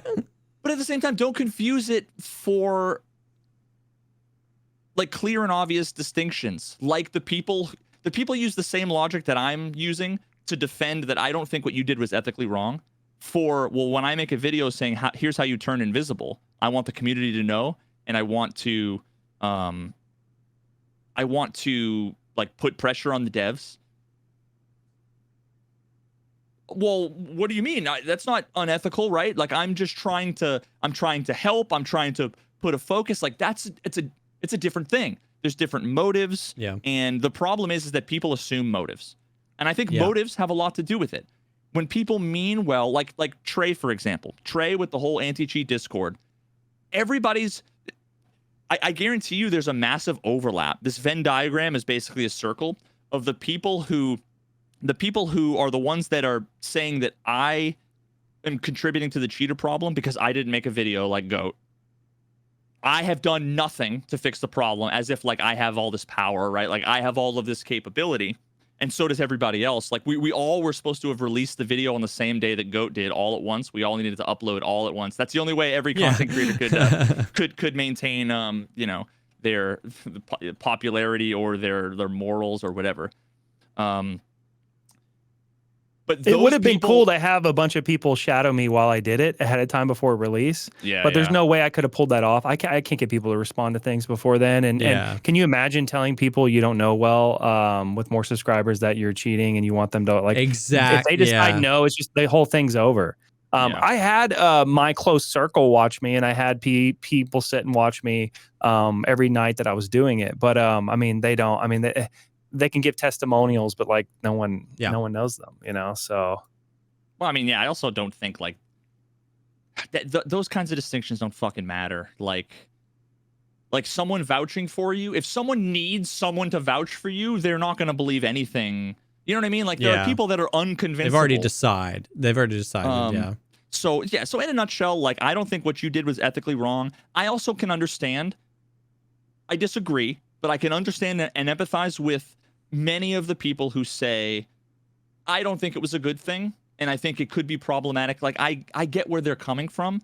Yeah. And I think a lot of them, most of the people that I know, they're not just doing it for all of this. Like, the people, like I said, people want to project meaning. They want to project certain outlooks. They want to either people to be heroes or villains. It's the whole, like, celebrity. It's the bullshit for content creators all over again, right? Yeah. Like we've got people in chat saying, I'm backpedaling and I'm reversing my stance, and using GOAT for clout and for views. Like there's undeniably going to be people that think that, and I mean, by all means, like clip anytime I've ever said anything that I've backpedaled on, other than when I said you changed my mind. Which, oh my God, someone admitted they might have been wrong and they changed their mind. That is a crime, right? You're never allowed to change your mind because that's weakness or that's capitulating or whatever. Like it's such a toxic environment, man. Yeah. By the way, I can't get out of my head that your comb kind of looks like a hot dog. I just had to say that. What if it was a hot dog? What if it just was a hot dog and he was just like nibbling? Listen, I'm just gonna say I was really offended that you're waving a hot dog at me. Wow. But I also should also people reveal that, Jesse negotiated a deal where they sent me money to come on, so I should also that was the only way. Is that where all our money went? Yeah, all the AdSense, everything. Yeah, we needed to get going on for Clout. The podcast numbers were plummeting. We need podcast that was sponsored by GOAT, YouTube. If he's doing this for Clout, I'll say I'm doing it for Clout then. So checkmate. Damn. So and I think an important thing to like understand is that like stuff can be two things. Like, it is truly, and I'm sure, Goat, you would agree with this, it is truly unknowable the exact amount of people that did anything as a result of your video. Did people download cheats as a result of your video? I'm sure. Did people quit the game? I'm sure. Did Nikita... Someone felt guilty and decided to quit cheating because they... Because you exposed it? I'm sure people stopped cheating. I'm sure that... like you said, this huge movement, millions of views, lots of people, did that actually have a tangible effect at BSG? I'm sure that it did as well. I don't know if that means whatever, but the thing is, it's like, it can be two things, and none of us know exactly, you know what I mean? None of us have the scale where it's like, 17 new people cheated, but 18 less people cheated. The video's good, net positive, net negative. None of us can do that. So if your opinion was that you didn't like the video because you were like, man, more people are going to cheat as a result of it, like, that can be a respectable opinion. Nobody's opinion is necessarily right about that because we could never know. What it goes back to is like, do we think that ultimately it affects change or has the possibility to affect change? Maybe it does, and maybe it's worth it. You know what I mean? But it's one of those things where, like, yeah, people want to reduce it down to a binary, you know what I mean? And it's just really not. It became something bigger than you thought it would be. And it seems like, because I was actually in the same camp as Veritas, as I was like, I don't know that anything good is going to come from this. And I could have, like, I can actually pull up a text. My buddy, me and one of my best friends, we were texting about it, and he goes, where does it happen from here? And I say, nothing. BSG is going to ignore this and nothing's going to happen. I was wrong. Can I reveal something? Can I reveal something? I was in the same boat as you when I clicked upload, and I waited to see what was going to happen. Yeah. I'm going to be completely honest with you. Like, how I'm not a time traveler. Yeah. Exactly. Apparently, Linus is a time traveler. He he knew about the video before it was public. But I mean, like, I'm not. I didn't know. Because the effectiveness of the video was directly related to how it was received. I mean, that's the game you play when you are doing a journalistic kind of like video. And how it was received was affected by so many factors. How close we were to a wipe, how many people are playing, how bad the cheating has been perceived, how many other changes were happening. We're actually, like, subconsciously riding a high still of the community asking for something and then getting it. Right? Veritas's video. I think subconsciously, a big part of the community is riding that high still of going, we, the community, said this was a good video. Something needs to change. Something changed. You put out a video, and I think a lot of people were like, let's get outraged about this. So you could have never known the success of the video. The success of the video, that's how YouTube is, right? It's like, to a certain extent, is determined by the quality of the video, and then to a certain extent, it's just determined by the freaking universe deciding it was and all those things happened, and here we are, and it's like I just feel like people are getting tripped up on the wrong thing. I was definitely in that boat where I was like, man, I don't think anything's going to come from this. And I could have never known that, like, Nikita was open up this AMA thread, all this stuff. Maybe it was out of literal spite against you that he opened it. But I would say that's a net positive because the AMA, like, reading all this stuff has been great. So I don't know. It's just hard. It's just unknowable. It's just impossible. I did have, like, a question for you, though. Do you think retroactively, I actually don't know if this is true, by the way, the whole one of the cheat developers like used GOAT as like a discount code. I don't know if that's true. That was like a rumor that was circulating. Yeah. So and just talking real quick about how big it is. Like, I could have never imagined that XQC was gonna fucking watch this. Yeah, thing. That was crazy. And he literally threw about 300,000, maybe more views at this thing. Just him alone, because he watched it live with a ton of people. He about 1 million people, at least 1 million people watch him daily. Yeah. And then people go back and watch through the VOD, and there was like however many people live at the time. He puts it up as a VOD. It's got 200K views or whatever. It's just like, it's crazy, Yeah. But going back to the cheat code thing, I have looked into it. There was actually another developer that was not even the one that I used. Here's the thing: when I made the video, I knew that whoever the cheat developer that is making this was going to know it was theirs. Anybody, and it's very verifiable. Yeah. And so I was like, okay, I'll pick one. I picked one that has been around for too long. That's way too easy to get. And I'm not exaggerating when I say 5 minutes and a credit card. You don't have to go to a Discord. You don't have to be interviewed. You don't have to do anything but have a credit card and go to a website, and you need 5 minutes and you have to reboot your computer. That's it. So my question is kind of around that. Do you think that, like, would you have changed anything knowing what you know? Of course, duh. But my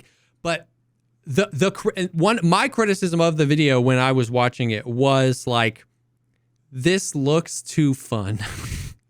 You know what I mean? And when I really think about it, I understand it because it's so ridiculous that it elicits laughter. Like, you know what I mean? It's so ridiculous how easy it was. When you wiggle at somebody through wall and they wiggle back at you, it's so ridiculous. It's funny.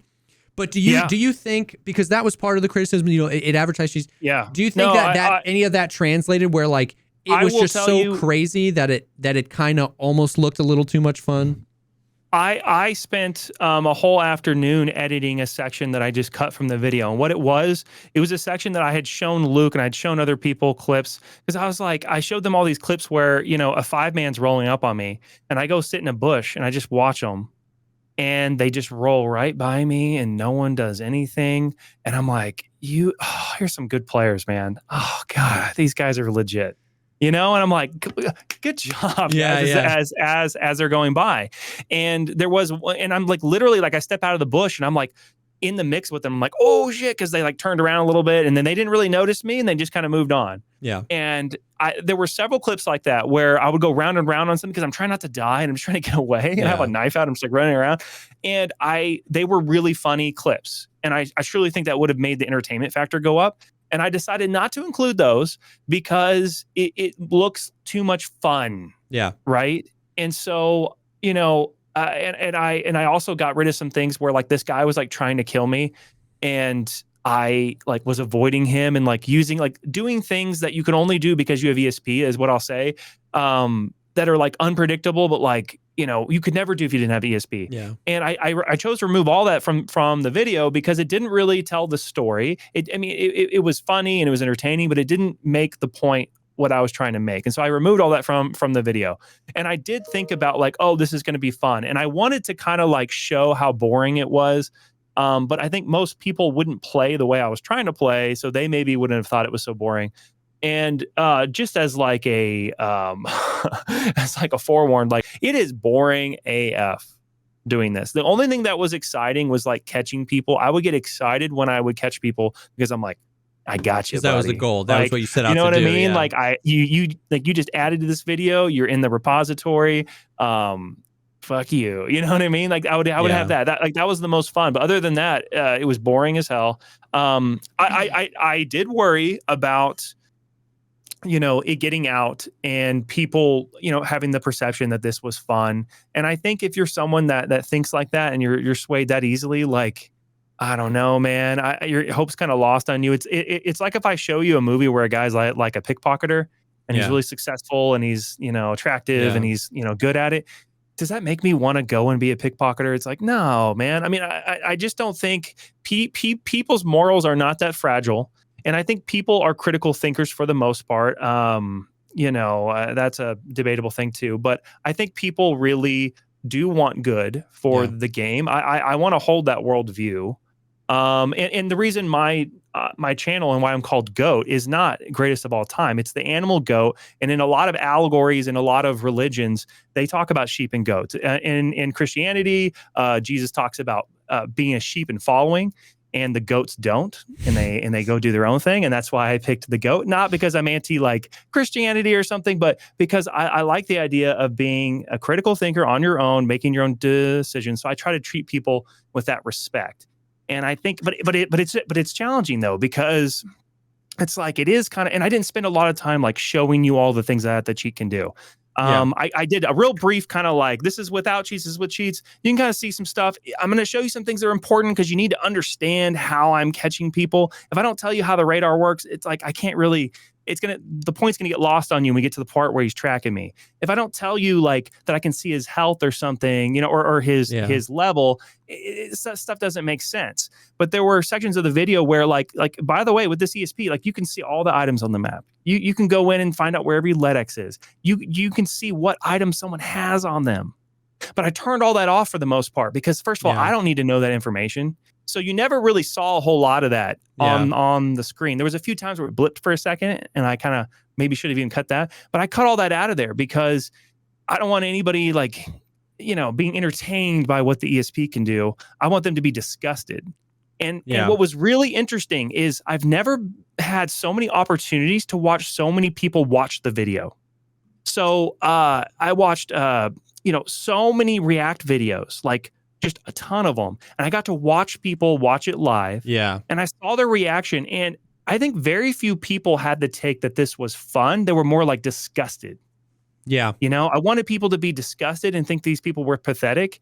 And I probably could have maybe ironed that in a little bit more, maybe do some more insults.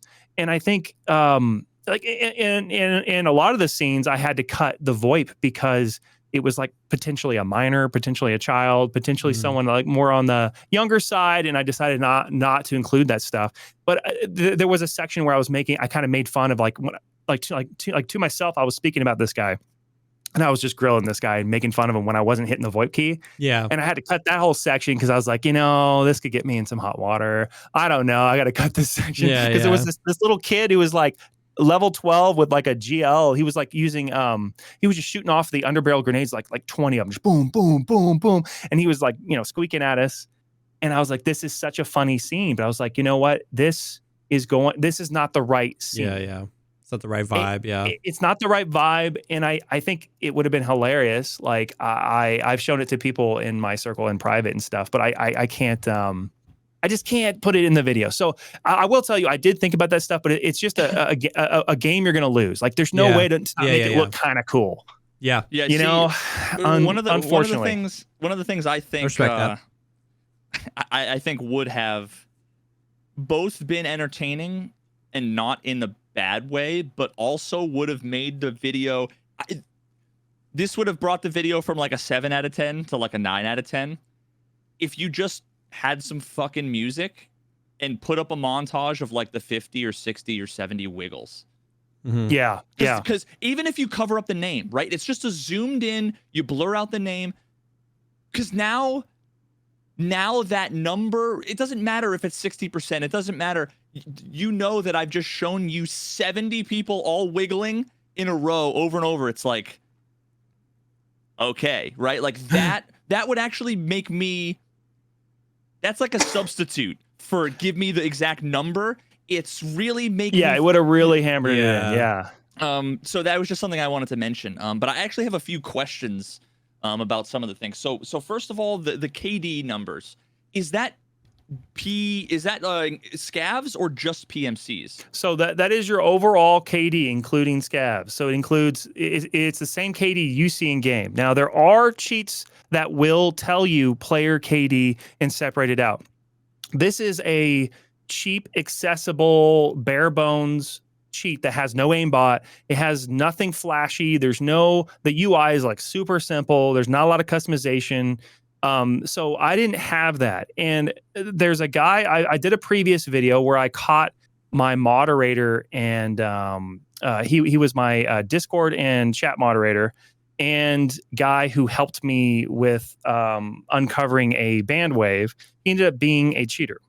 Damn. And in the process of catching this guy, I made a video called The Messy Truth About Hacking in Tarkov. And I ran into raids for a couple weeks. And every time I died to somebody's sketch, I would send them a message and try to get them to talk to me.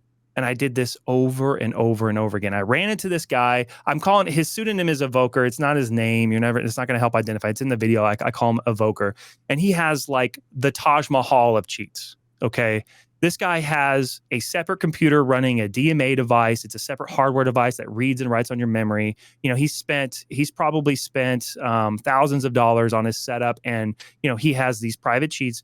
He can tell you like the resting heart rate of a PMC. Okay, he can go into RAID and like he can go on his second computer and go and like see what keys you have in your Gamma container. This would have been really nice for the stats. So I did everything I could to encourage him to help me out with this video. He wouldn't do it. And because he was in the first video and he got a lot of flack for it. He's a real, like, he's cool with me. He still talks to me. He answers questions. I trust him, but he will not be in another video, unfortunately. Even if I hide everything and mute his mic, he said the cheat developer, because it's so niche, they will find out that it's him and he's toast, you know? Yeah. And that's a kind of a crowd you got to be careful with. Cheat developers like this is. I'm actually a little bit worried. I thought about. I need to call my local police department. Probably get them on board with swatting stuff. I need to probably think about some security and things, you know, because I'm pissing off some people that the people that are you're fucking with a black market businessmen. Like, effectively. Now a lot of them are Redditor antisocial fucking losers that couldn't bother to pick up the phone or leave the house, but some of them are and so you can get that information. So I want to talk a little bit about those stats though, because I think this is really important and really relevant. So, and part of why I think it's important is there's been like a dozen people in chat that have all said, why don't they ban because of X number, whether it's a stat, whether it's like flea market rep or whether it's whatever. So keep that in the back of your head. Someone recently, Dill Hero, was just banned, one of the streamers. One of the false bans that came out of the 4,000 thing ban wave. And according to him and who we talked to apparently at BSG, he was banned from the combination of the clip and his stats. Now his stats, let me pull up. So his KD is 8. Which is really good, by the way. My KD is 5. And which is also really good. Dude, I have a 37% survival rate. I'm telling you, a KD of 5 is really good. You don't realize how low the KDs are until you see them, raid after raid. So, but that's something that I kind of call into question about the video, though, because one of the first time you point out someone's KD, you said it was really high and it was 4. Mm-hmm. That's a really good KD. When I hear that, though, I cringe because I just think about everybody who ever either shows their stats or who is streaming, and all of the people that want to point at numbers and say this person, like, people want a really easy binary, right? The wiggle, 100% cheat. When they lock onto you, 100% cheat. And there's just so many cases time and time again where those really black and white binary claims are wrong. The fact that the Battle State went and saw an 8KD and looked at a clip and said ban. That reinforces that people don't fucking know anything about stats. And they're really bad at determining who's legit and who's not based on stats. So I get really scared when people say, look at these stats, these are legit, or these are, because you're risking witch hunty type stuff. Right. Very much so. Right. So that's just something to like keep in mind that can be a little bit like scary. And that stuff can be reverse engineered. You talked to a guy in the video that literally mentioned something about like that guy needs to lower his KD. Yeah, right. They have scripts that this is going around for a while. So just ban anyone over this KD or ban anyone over this flea market rep. That'll ban some people. They'll reverse engineer what that number is and they'll keep themselves under it. You know what I mean? And then you're going to have to set it so low that so many legit players get into it. And it's just like, I don't know. So I've heard that the PMC kill to death ratio, like a lot of the advanced guys, they'll look at that and they know more. I wrote Evoker off. He told me like what his threshold is and what he thinks is cheating or not cheating. And I wrote him off initially because I thought you're a cheater and you're so skewed and you probably think so many more people are cheating and you're so biased. And but I will tell you this, the average player has a very low KD. It is not weird to see people with 0.5, 0.8. I've been in lobbies where the highest person has a 2.1.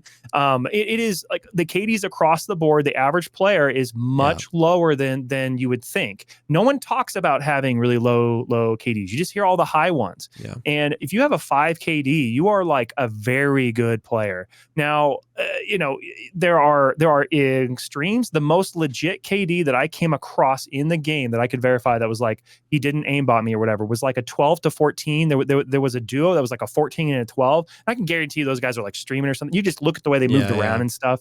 And it was not the highest KD was like I saw some in like the low 20s or something. But I saw playing, when I was doing the I went through all of your clips, and I have like the 16 clips, and I looked at all of the KDs because I was like, I want to see if I can do analysis. And so many of the cheaters, though, that you've verified were cheaters, their KD was 4. Their KD was 5. Or 2. We had a guy that was 2. We had a duo of cheaters that was 1.5 and 2, and they came into the comment section. Don't look at the KD. Yeah. So they came into the comment section, and they both admitted to it. He gave me information that he could only know if you were there. Like he gave me things that were not in the video. And his name was the same. He had a YouTube name, but he doesn't like make videos. He just has the same name. And he said, he tried to justify, and he said, I just use it to do this. And he was the one that was in the Big Red who walked over to the wall, and we had like a 10-minute face off where I just got bored. Eventually I was like, okay, I'm just gonna walk away, I guess then. I've collected enough. This is just too weird. You're not even AFK. You're like looking at me, And he told me that his mic was having trouble. That's why he was sitting there that whole time. His mic was having trouble, and he explained all the stuff that was going on. And then he tried to justify why he was cheating. And, so after that experience, I was like, well, I'm going to investigate everybody. I found a lot of people who were cheating with low KDs. Willers posted a screenshot last wipe after he got Kappa.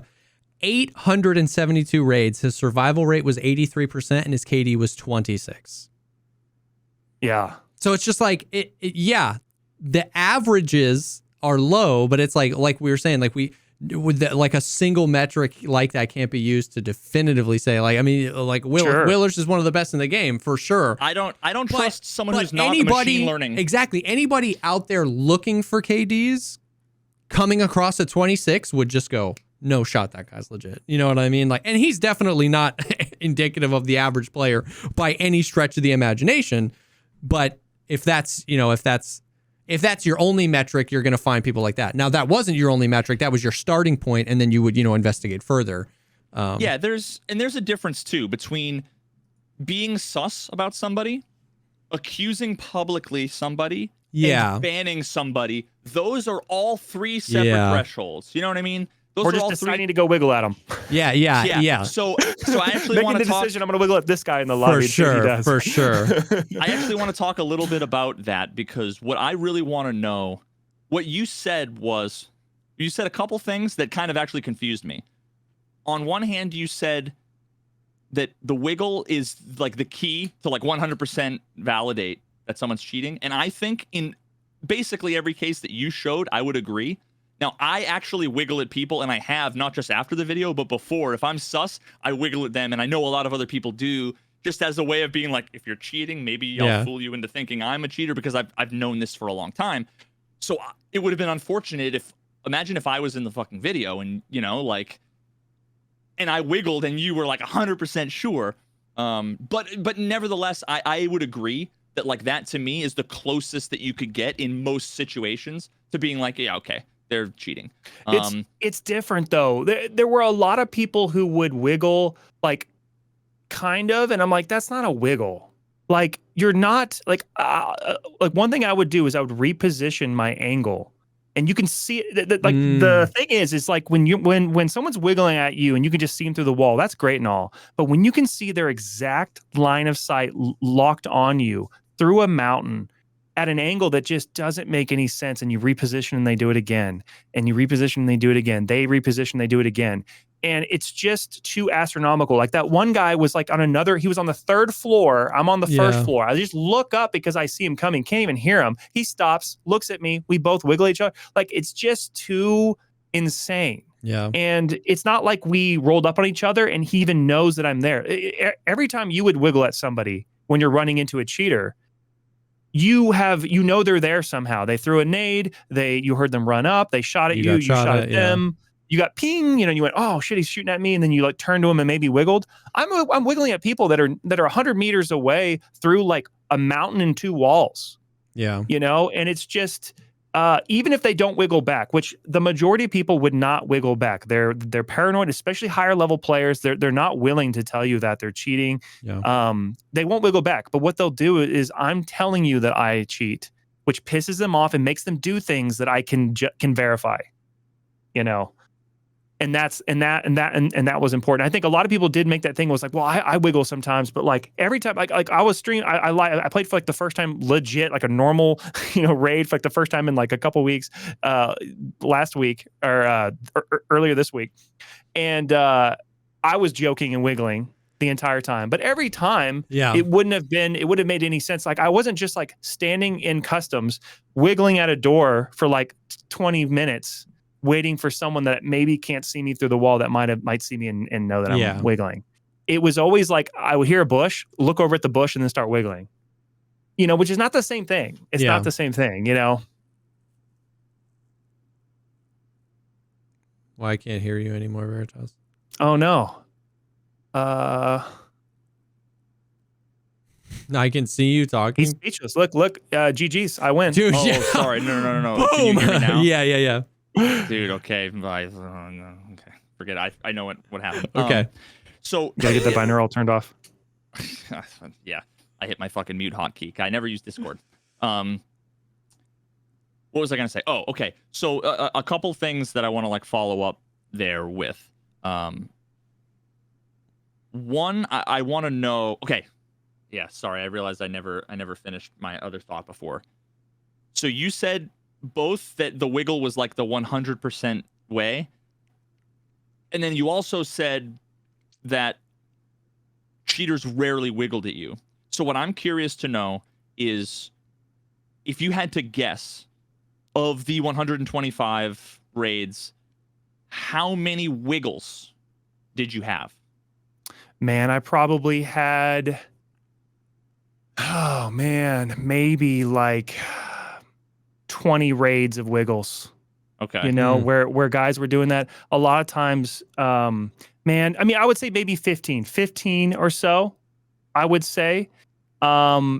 Most, and like I said, in almost every raid, how I got somebody to reveal themselves is I just annoyed the hell out of them by wiggling at them from angles, and they would circle around me, avoid me, and then I would, you know, there's kind of like a hacker protocol. It's like you play legit against other players, but when you deal with a hacker, you know that they come in and they're like level 5, right? And they've got like a crappy gun. What they're thinking is this guy's going to aim lock my head. Yeah. And the second you start tracking me through a wall and I'm wiggling at you, they know like this guy's cheating. And so I would egg them in to do things that were not smart. Like they would just aim lock bot me. There was one where I like called it out ahead of time, like he's going to zap me right as I come around this corner, and boom, just zaps me because I've just been annoying him for like 10 minutes. I've been following around the map and just being annoying him, trying to get him to wiggle back. He keeps looking at me. He sees that I wiggle. He's like, you cheater, you know? Yeah. And so there's this like code in the cheaters, how they operate is like, they don't want to be caught. They don't wipe lobbies. They will avoid players. If you don't have something really good and they don't really want it and you're not really in their way, they're not really doing a task, they're going to leave you alone for the most part. That's the big misconception is like, you know, they're not wiping lobbies. What they're doing is they're playing the game in the way they want to play it. And when they run across somebody who they know is cheating, if they run across a blatant guy, like in that one raid, that guy, I was tracking a guy with a really high KD and he's like dead by the time I get there. I'm like, damn. And it's another cheater that got him. And there's a code kind of like to get in their way. Like if you don't want to get killed by cheaters, like see, this is one of the things that I would have loved to have known. Like, don't wiggle at them because you're telling them you're a cheater. Avoiding the fuck out of like all of the loot spots and quest spots and whatever that the cheaters might be going to. You'll probably die a lot less, which maybe is why I have a theory that like a lot of casuals might experience cheats less because they're not the ones shift Wing to 226 or whatever. But so an interesting thing that I think is worth mentioning, because you said that they rarely wiggle at you. There are a lot of people who use radar, of course. How many, I don't know, but radar is like a standalone radar on a separate computer. Is you don't have anything overlaid on your game. Sure. It's a separate monitor, a separate computer, that is basically just giving you like that top-down kind of Call of Duty map kind of thing. Well, those people don't wiggle because they can't see wireframes. They have a different wiggle. Yeah. They have their own wiggle. Do you know that? Yeah. So I had a cheater tell me this, and actually Evoker told me this too. He told me what you should have done also is take your radar and just go back and forth and just like the line going back and forth on the radar is, and they'll almost see like it on their radar and it'll be annoying. I didn't know enough about this. I didn't know that was a thing at the time. I wasn't thinking about it, but so it could be the case that a lot of the guys that I was wiggling at were seeing me just lock onto them, and that was enough for them, that I just persistently stopped 80, 90 meters away where you can't hear me. I'm behind cover and I'm just locking onto you, and that was annoying, right? Interesting. What I will say is most of the guys that I annoyed that raged on me, I mean, a lot of them are using aimbots and stuff, so they're probably not just using radar. And a lot of the guys that were probably just using radar were just cruising by and we're just going to avoid me, and I'll never know with this experiment. And again, this is why I said it was a conservative estimate, that it has to be higher. I'm just telling you what I can tell you as a conservative estimate of what I think based on my experience. But for sure there's more. And for sure there's more that I just couldn't get to. There was a guy one time on Interchange who is just kill a farming, who had a really high KD, who just ran straight to the no backpack exit without checking. And he didn't see what he needed. He went to the thing, but I can't include that in the video. Yeah. Like, what if that's fucking landmark and he like forgot to like bring in armor and he just ran straight out? Like, I'm not going to be like the guy who accuses somebody and gets their account banned. And so I just didn't include in the video. And I wouldn't count that as 100% cheater, but it goes into my like gestalt of like, okay, that's probably a cheater. And I've said that like 10 times in a row. So like at least a third of those were probably cheaters, so that's just to give you context, Yeah. I think, and it was kind of like the summary of the video, that like now after this whole thing, like I almost feel like I don't even want to make the fucking video just because there's like so much.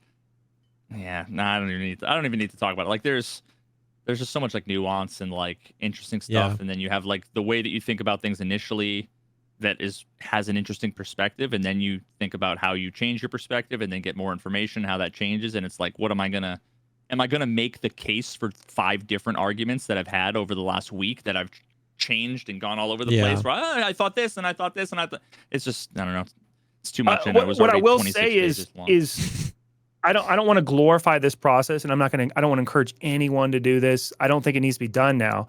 You do you. Like, I'm more libertarian, so I'm not going to tell you what to do with your life, but I don't recommend it. I'll tell you that. But what I will say is you get better at detecting cheaters. Like, I was way better at detecting cheaters on the last day that I did it than the first day. The first day I say that, man. Yeah, I know. Now people are going to believe all the scumbag cheaters that all, Yeah, but what I'm saying is that you're even just how the program works. I was an idiot the first couple days, and I wasn't like, I ran into a streamer who was live, who I personally think was 100% cheating, and I've shown it to some people in private.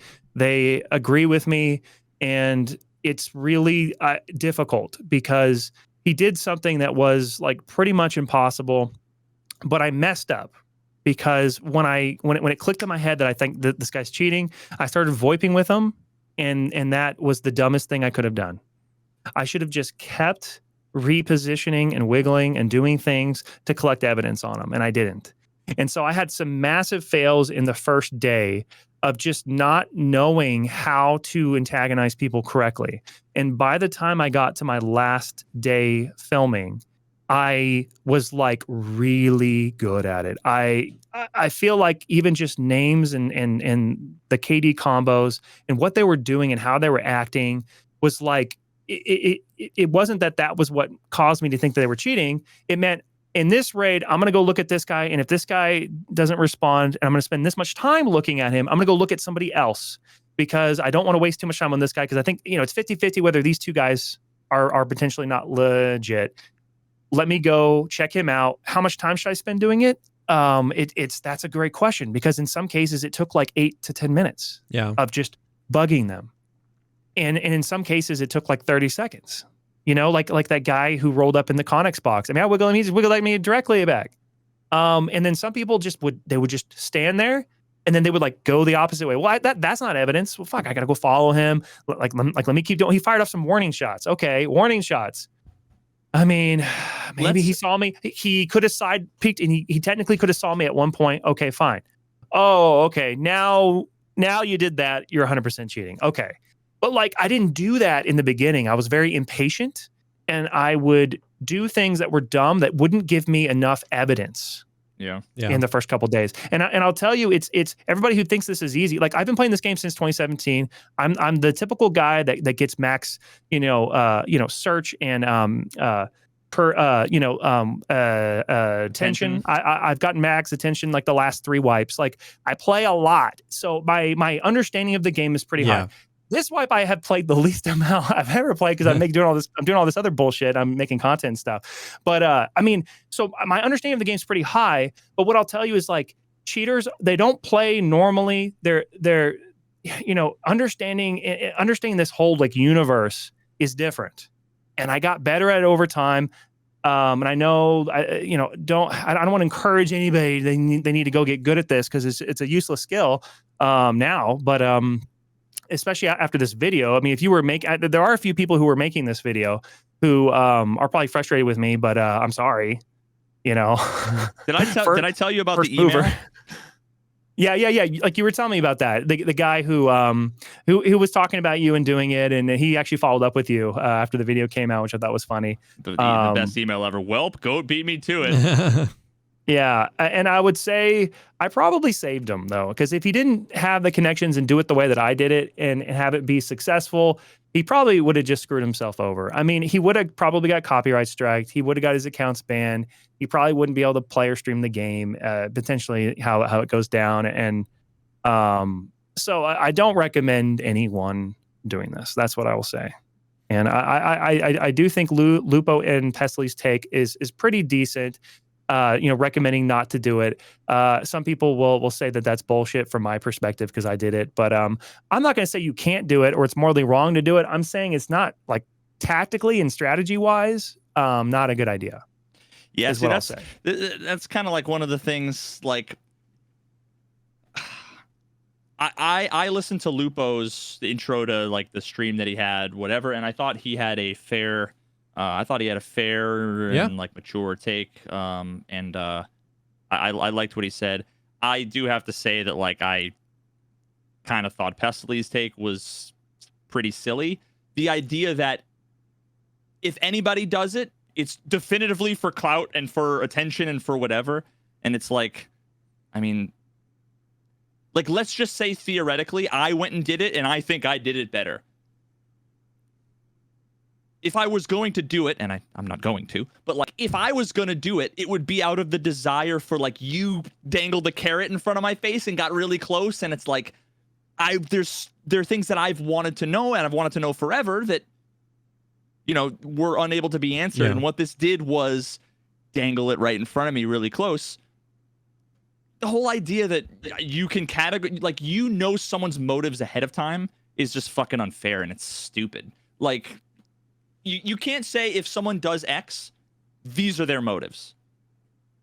I just think that's kind of bullshit. I actually think that was one of the frustrating parts of that's been one of the frustrating parts of the whole response, is that a lot of people assumed your motivations go just like retroactive. It was like, oh, he literally just did this to advertise cheats, or he did this or whatever. And then a lot of people were assuming the motivations of the people that were criticizing the video. You know what I mean? Which is why I think it's so great that you've said multiple times, like, criticize the video. Like, I love it. Like, I'm down. Because a lot of people just were like, oh, so you just want this, or so you're cheating because you were criticizing the video or whatever. And so I think it is a very slippery slope to assume intent, assume someone's intention. That is just almost always a terrible idea. And I will say, Pestily and Lupo probably feel a responsibility to give a statement and to guide the community because people do look up to them. It's one of the reasons why I pinned that comment immediately as like there needs to be like, I don't necessarily 100% agree with it, but what I'll say is like Pestily feels the need to say, hey, I'm making this statement that if you do this, it's for clout. Yeah. You haven't decided to do it. But if you decide to do it now because of this video and after reading this thing, I'm going to say it's for clout. So like that's the territory you're walking into if you do this again. And I get it. It's kind of like gatekeeping. It's very politician-y. It's very, it's gatekeepy. It's very, you're trying to set narratives and all that. I'm not going to say those words per se, by liking the comment and pinning it, it could be seen as me just agreeing 100%. And, of all the things to split hairs over, fine. There was a guy with a sizable audience, he had 200 or 300 subscribers, and he made a video criticizing, like he basically talked just about that, saying how, you pinned this comment, you think that no one else should do it, you're a hypocrite. And, okay, I'm fine with it. Mm-hmm. I don't necessarily like I said here. I do not recommend anyone do it. Yeah. I think it's a dumb move, especially if you're a content creator who's established. I would not do this. If you're not a content creator who's not established, talk about like never being established. As I think what will happen. Yeah, I would say if you're gonna ask me, I'll tell you no. I'd say no. Wait, so and you're saying it's not an ego thing, You're saying that the people that didn't do this, if someone chose not to do this, are they selfish or are they a coward? No. Sure? So are you sure? What I'll say is, if you were planning on doing it and I just beat you to the chase with it, there's nothing wrong that you were in the process of doing it at that time. But we live in a different world now. It's a different thing. And someone who, I don't think it's anybody's responsibility to investigate this. Like, this is not a moral. I wouldn't say it's in the realm of aesthetics, but this is not a moral question of you have to do undercover journalism, investigative journalism, or you're a bad person. You guys playing the game that are frustrated. The game does not require that you fix it or be involved in changing narratives and getting involved at this level. I chose to go down this path. I'm going to get some flack for it. I'm going to get some love for it. I'm going to get some hate for it. Yeah. In 2 weeks, I could be sued. Like I can find myself going, I need an international lawyer. Like, what the hell? What do I do? And so these are all things that can happen. And it wouldn't be worth, I chose to go down this path. Yeah, unless you're a millionaire, unless you like, and you don't have to answer this, but unless you like inherited $100 million and you're like Jeff Bezos' nephew or whatever, something tells me it probably wouldn't be worth it. I think it's just something tells me I wouldn't be making this video if I was in that situation.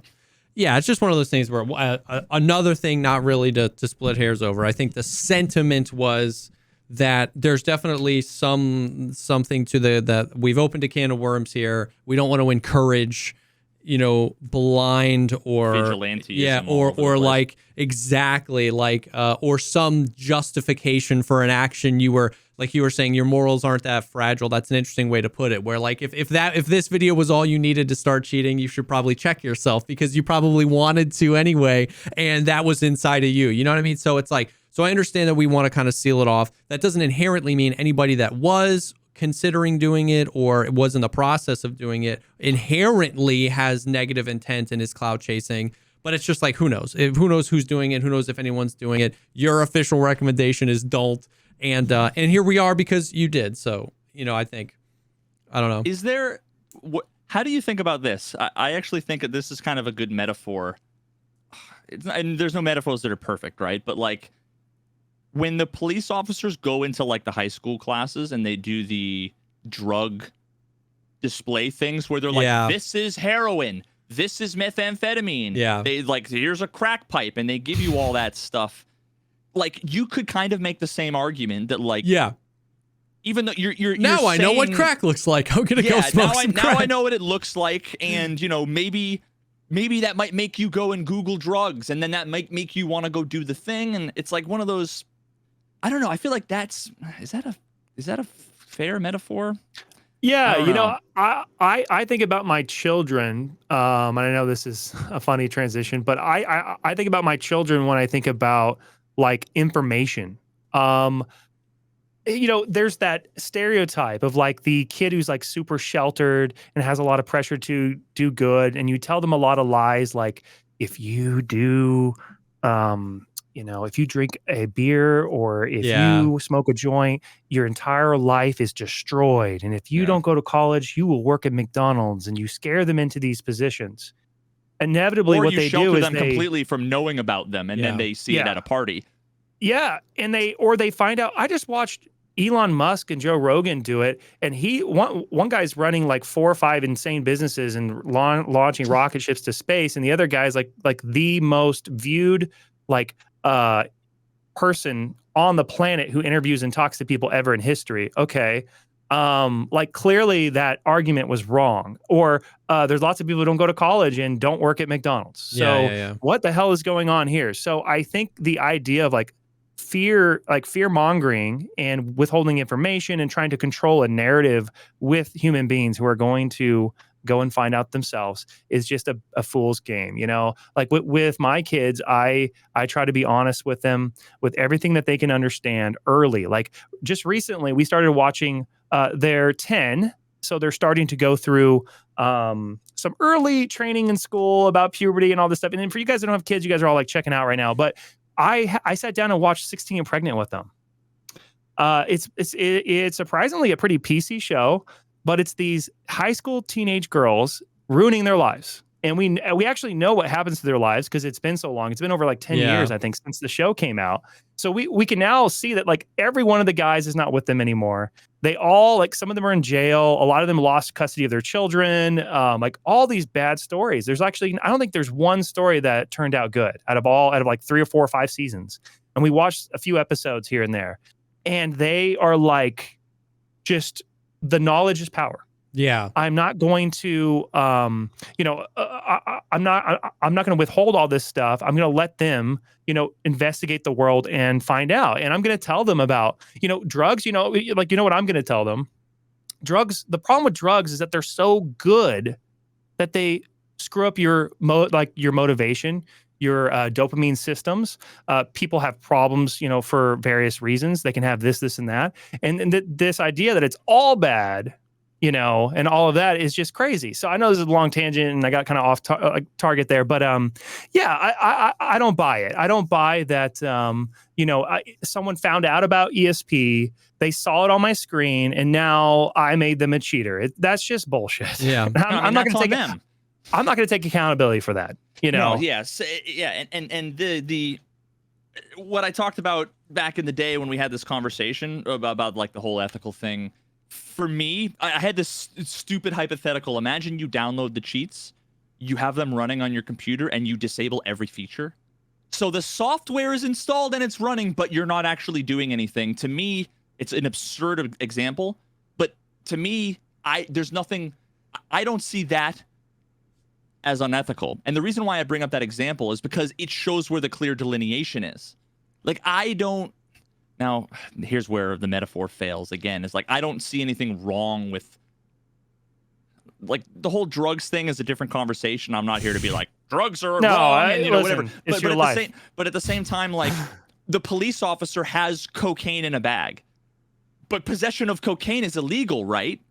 Right. Well, yeah, I mean, under what yes, context? Yeah. But it's like, to me, what's unethical is using the software to give you an advantage in a game, and you didn't do that, which is why I don't think that what you did was unethical. Now, I also don't trust a lot of people's judgment. I think a lot of people are fucking stupid, so a lot of people will mess up that whole ethical thing, and they'll do dumb shit, wrong shit, and they'll think it's ethical. But that's not my problem that people are stupid, and it's not your problem that people have shitty morals. And also, I literally I told people what I was doing ahead of time. Yeah. And literally I also told everybody and showed the world what I did, which all these guys that are emailing me, tell me that they're these ethical these vigilante guys, which by the way, the mod Rathamus, who was the guy who cheated. That was his excuse. And then it got out of control, and he had like a 30-something KD and had like 17 mark room keys. And you're like, how'd that little experiment go? Yeah. You know? And so to me, it's like, I told everybody what I was doing. I literally like, I made an effort to not blur my raid IDs or blur any names in the video. I got a lot of people gave me criticism, like, why did you blur the names? Well, I'm blurring everything in raid. It kind of looks like I'm trying to hide my account. My account got banned overnight. Like I posted the video at 9 p.m. At like 3 a.m. in the morning, it was banned. Not because it got detected. It got banned because they like were able to put that together like that, you know? And so that's the difference, you know? And that's a big difference. Yeah.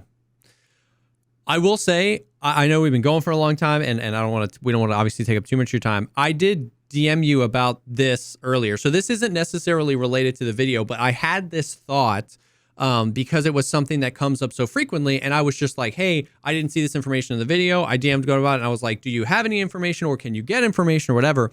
Because anytime we talk about the cheating conversation or any good or bad that comes from any video or whatever, for a large subset of the community, it boils down really quickly to, well, duh, BSG's never going to do anything about it, because every time they ban 4,000 accounts, 4,000 cheaters buy new accounts.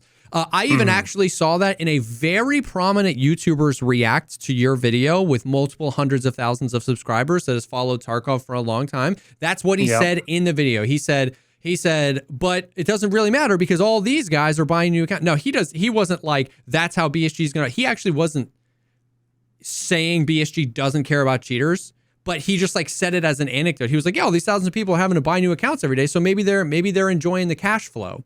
And so I was like, okay, well, Goat, you're closer than anyone I know to this world. I know a guy. I was like, can you give any insight on that? Because I don't want to be in the wrong either. We started this conversation by saying, I want to understand where I'm ignorant, and I don't want to defend a position that I'm unaware of. My gut and some information that has been passed to me over the years has led me to believe that the majority of the accounts are not purchased at full value from BSG, and a lot of times purchased from stolen credit cards, and then those accounts gets charged back. BSG loses money on the credit card processing fees, and the accounts are out there.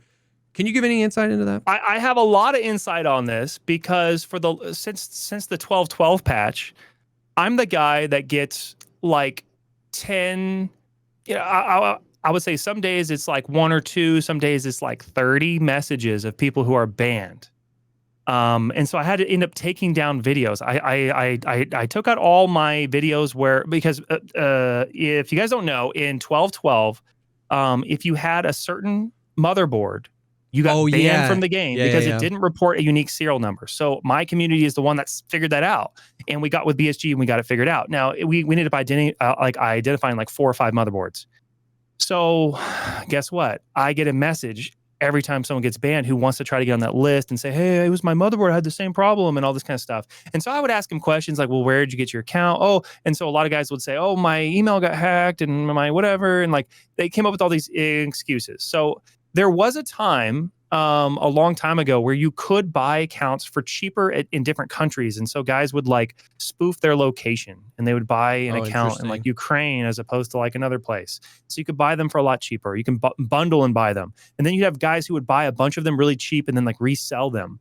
And then you would have guys set up websites that were fake hacking websites that made you give them their account as like equity. And that was a thing that a lot of cheaters would do. They would require you to give them their account. And so if you stop paying, they would like steal your account, sell your account. Some guy would rage on it for like a week, which is why you get the level 55 EOD guy who's like raging all of a sudden because he knows the account's going to get banned and he's got like 3 or 4 days or a day to go have some fun. And he paid $5 for it. Not every time you see a level 55 raging, every time was that account cheated on from 0 to 55. Also there's another universe where he's level 55. He's frustrated. He's like, I'm going to download cheats and rage because I'm done with the game. And you know, that's also plausible. So the other thing too is I checked in with my guy and he says, that for the most part, hackers across the board, he he says over 99, he says 95%. I'm looking at his message right here. They have a main account that they play on that they bought legit, and they don't want it to get banned. A lot of them, what's really interesting, and I learned this too on their little forums, a lot of them play on a secondary account. So they have their primary account that they cheat on, and they play real closet. And then they have a rage account every once in a while that they do. And I mean, that's just such a weird psychology. Weird. These guys are addicted. Yeah. They'll even tell you they're addicted. I cannot stop. It's like a drug to them. And so, there are resellers of accounts. There's a whole like kind of market around accounts, but that is mostly gone. The vast majority of hackers who acquire accounts, they are full priced accounts that they buy. It's just not as common to be reselling stolen accounts. And there's really, as of now, from my understanding, from what everybody's telling me, is that you can't buy them cheaper somewhere else right now. There's no other way. And I think BSG shut that down because, I mean, they don't want people buying accounts for cheaper than they should be, right? Yeah, and they also put a lot of restrictions on locations too. So even if you buy an account like in Ukraine or something, you'd have to spoof your location over there. You can only play with the servers over there. Well, if you're in America, it's like your ping's going to be too high. So this is all this ping lock stuff. They want to. They don't want someone buying an account cheaper somewhere else and then playing in the U.S. Oh, but can't so you're region locked. Can't you use a VPN to get around that? A and B also, like, I don't think BSG has any control over some third party fucking websites. People buying and selling accounts. Yeah, like there's no way. Yeah. So even if you're using a VPN, you're still not going to go faster than the speed of light. So you're still going to have a high ping in the U.S. with a Asia account that you bought, if you are cheating in the US and you bought the account over there, or you acquired one through like some kind of third party guy that was cheaper or whatever, you're still having to connect to you are region locked. So you have to play in that country where that account was purchased. So that was a change that they also made. And then, but yeah, I don't know what was the other point. I'm sorry. That like they couldn't prevent you, like they couldn't prevent companies from there's some sketchy third-party service so that does happen. It is real, but it is not the vast majority of the cheat accounts. And I sat in another decision I made with the video, I did show some of the Discord stuff because I just wanted to show how outlandish it is and how easy it is.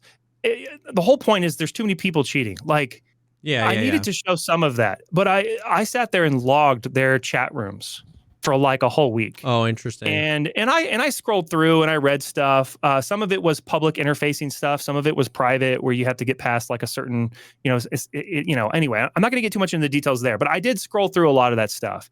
And most of the guys who either got banned and were rebuying accounts or buying them at full price. There was a constant conversation of who's selling accounts, and every once in a while, when I was shadowing this guy, when I was catching in the first video in 1212, where I shadowed this guy to basically catch my buddy, I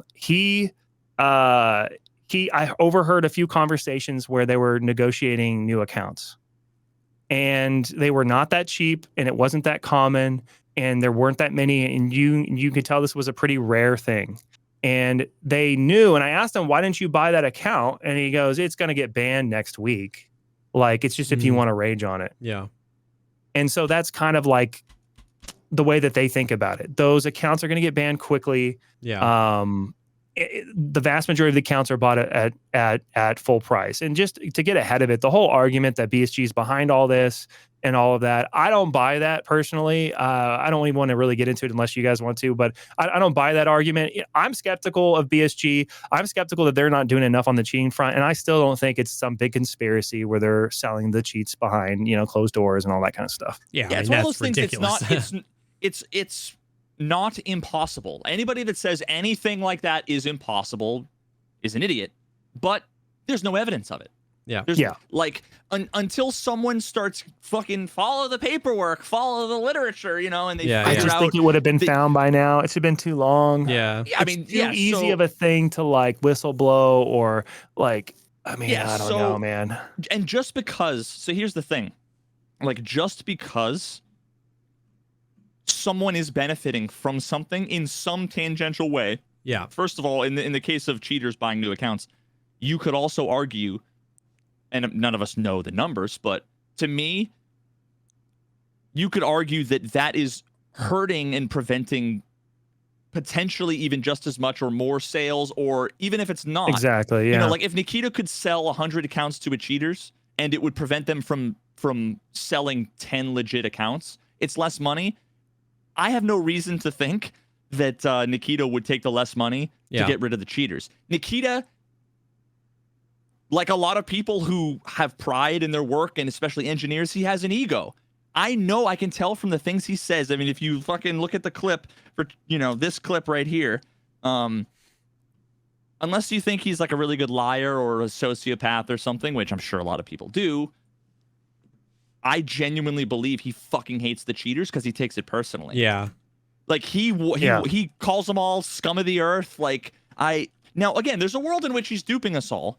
Yeah. But in order to make claims like that, you fucking prove it. You don't just say it. Yeah. Otherwise, you're a fucking clown. You know, like I don't buy it. I think the strongest case is, you know, the economic, financial, and incentive to do that is really short-sighted, and I think I just don't think it makes a lot of sense.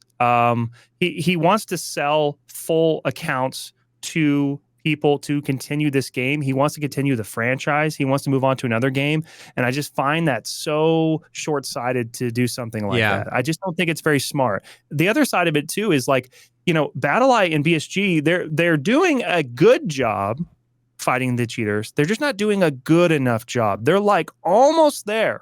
Yeah. The problem with this situation is just, you know, and all the research I've done so far, they're just almost there. They're just not quite there. Yeah. And it's little things that they need to do to win the fight, and they're just not quite winning right now. And we suspect that's such a difficult thing to, you know, you would have to assume that he has the ability to eliminate cheaters to a level that we would all accept. For me, it's like 10% of raids. That's still a lot. I would hope. You know, like you know, a lot of the other games, you would not allow that. That isn't a good threshold. I personally have just drawn the line about 10% of raids. I'd be okay with there being a cheater in. Of course, I want there to be 0, but like for him, that means that he would have to essentially know how to stop the cheaters, and he's just keeping it at a level that's just perfect. The idea that he would be able to do that is insane. If you're able to do that, why not eliminate them down to a lower level, and this game would even explode even more in growth. Yeah.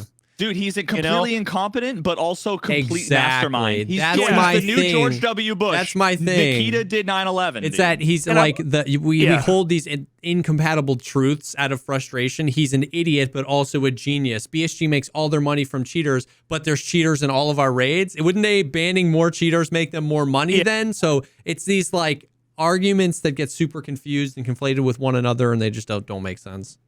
Yeah. And so learning more about the anti-cheat situation, I will tell you that argument has become more compelling for me, that it's really impossible for him to control the amount of cheaters to that level, to this perfect level where like the community is just about to rage quit, but they're not. So he's like maximizing the amount of money he's making off people rebuying accounts.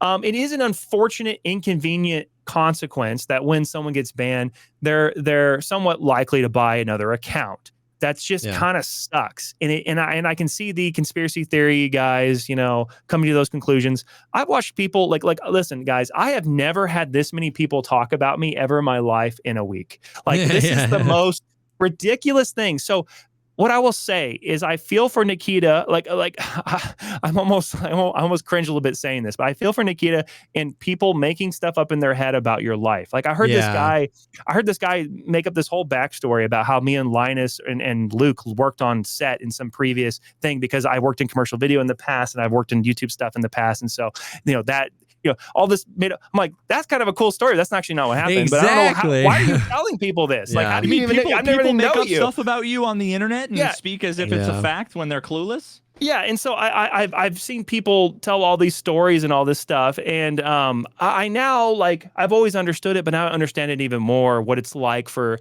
a lot of people to just fill in the blanks in their head with what they think is logical. I mean, I had this guy on Twitter grill me and say, well, if there's that many cheaters, then how are exit campers and streamers able to exit camp and not die every raid? And I'm like, did you watch the video? Yeah. Did you see where like they're trying to avoid fights for the most part? And if they see you exit camping, they're going to go to another extract, or they're going to avoid you, like by literally going by tree to tree and just like avoiding, being visible. Like I've seen more suspected cheaters today in 3 hours of streaming than I have seen exit campers this wipe. Yeah. There's not that many exit campers to begin with. That's why. Yeah. Another interesting stat. I was going over some funny stats before we went live. I hope some of you guys got a kick out of that.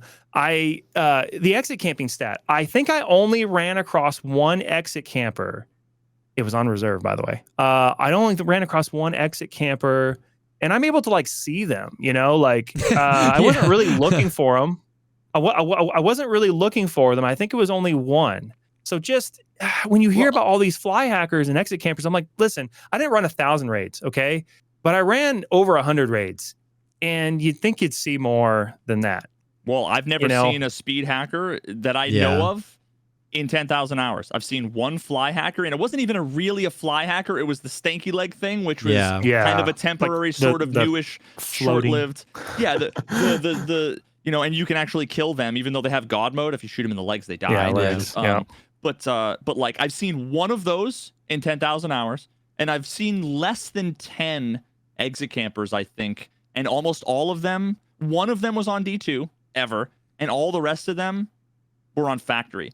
All the other ones, if you get killed near an exfil, it doesn't mean they're exfil camping. Yeah. Oh yeah. Unless you watch them sit next to the exfil, hide in a bush for 15 minutes. Waiting there, you can't know. You know how many times I run to the exfil, I hear a bush behind me, I turn around, and I go behind the thing, and then I pop out and kill them? They probably assumed I was there forever. Yeah, I've killed one more exit camper, but it's like people are just brain dead. Yeah. Yeah. And so I think to me, I think it was fun to kind of dispel some of those rumors, because I know now, like I have my intuitive game sense of like that doesn't happen to me very much, but I could just tell you, man, there's not that many people exit camping. It's one of these things in the game that's possible, and I kind of like that it's there because it makes getting out of raid really exciting, especially when you have an item. You're really all the way till you get out. I think it's important that it's possible. I don't think it should be super common. But the vast majority of times when you do it yourself, if you ever have tried, it's pretty boring. A lot of times you'll still die if there's a team rolling up on you. Yeah. And you might kill the first guy, and then there's gunshots and people roll up on you. Like, it doesn't work out that much anyway. I think it is one of those things that you do it because you're trolling, It's only, in my opinion, it's only ever a problem in the few cases where like on reserve. The reason why it's more common on reserve, or I would say interchange, is probably the one that most other people comment on. Yeah. And it's usually because just basically one exit. Exactly. All the other ones are pains. The solution in the ass. is so simple, and it's just like add more extracts. Add another one. Make it so that there's 3 exfils that you can take every time. Yeah. Every time. And then make it so that there's like a really convenient paid one. Wider The area. one next to dorms. There's really, the Red Rebel one is nice and convenient. That's another thing. But like the maps with the most extracts have the least problem exit camping. Woods and customs, you always have like 3 to 4 exits at your disposal. A lot of the maps, like customs, at any given time you'll have 1 or 2. Like if you have, you can spawn on the side where you can exit on either side of Big Red, or RUAF, or Smuggler Boat if it's open, or the car if it's open. So if you have multiple potential extractions, you have 3 guaranteed extractions. Nobody complains about extract campers on customs. We complain on D2 because if you don't have a Red Rebel, you got to go down to D2 basically, unless you want to ditch all the loot you got with no bag, and interchange because it's just 2 main corners. So yeah, add more extracts. It's so simple. Like, we don't need to do anti-exit camping measures. Add more extracts, make it a little more intuitive. It'll plummet down to a % that you'll only run into it once or twice a wipe, and it won't be an issue. Yeah, it's an interesting, annoying, unfortunate kind of aspect of the game that I think is not totally unreasonable, but can also be entirely mitigated with a slightly better game design. And stop making quests that make people camp in places. That would be one way to also mitigate that. Yeah, Shooter Born in Heaven. Shooter Born in Heaven on interchange. Capturing outposts. You could argue like I needed to basically exfil camp to get that done back in the day because that was the only way. But did you run across anything that this is something I've just heard super briefly is like these like cheating pyramid schemes where somebody makes the cheats and then they sell them to people who sell them to other people who sell them to other people who sell them to the players to like insulate the guy. Really? Well, it's like there's something called reselling. Dude. Yeah. So there's resellers, and then there's private and public cheats. Weird, and I didn't understand any of this stuff because I actually downloaded. It took me a little more than 5 minutes because I downloaded the wrong ones because I didn't understand which ones I was supposed to get, and it's not super intuitive. So if you're going to a cheat developer and you're buying something and they are the ones making it, it's considered a private cheat, even if it's like a credit card, like no system to it. You just, you give them money, they give you the cheats. That's considered a private cheat if they're the ones developing it. But almost all of the big private cheat developers, they have public cheats, and they are a reseller of someone else's cheats. And the one that they might resell to you, white labeled, has different features. Yeah, it's like exactly. I mean, it's literally like that. So you might have different features if you buy the other one. So in my example, the great value. So I had the Kirkland brand. I had the Kirkland brand, tried and true, relatively affordable. But it doesn't have aimbot and it doesn't have all the fancy stats. I can't see someone's player KD versus scav player KD. I can't do anything super fancy. But it hasn't been detected in 2 years. I think it's the most common version of it, and that's why I chose it for my video. But then there's the public one that has aimbot and you can have you know how when you have the thermal goggles that you wear, you can basically have that on at all times. Okay, if it's nighttime, you can just flip on in the NVG. So you're starting to the affect the memory. Yeah, the T7s, you essentially have that on at all times. They'll add all this other stuff to it. But then again, the features can be detected.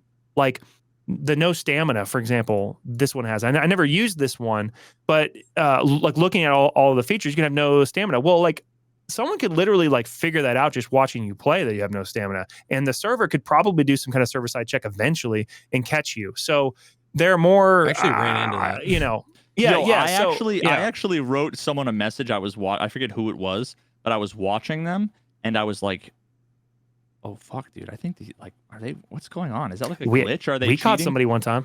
And except it was before I understood the fucking Trimadol plus SJ6 is infinite Oh, fucking stamina. right. And I didn't know it was before I knew about the cocktail there, and I was like, yo, what the fuck? Brother, you're not even hiding it. And then I realized that you can be 75 kilograms, and if you use a mule SJ6 and Trimadol, you can sprint 75 kilograms. Melatonin on top.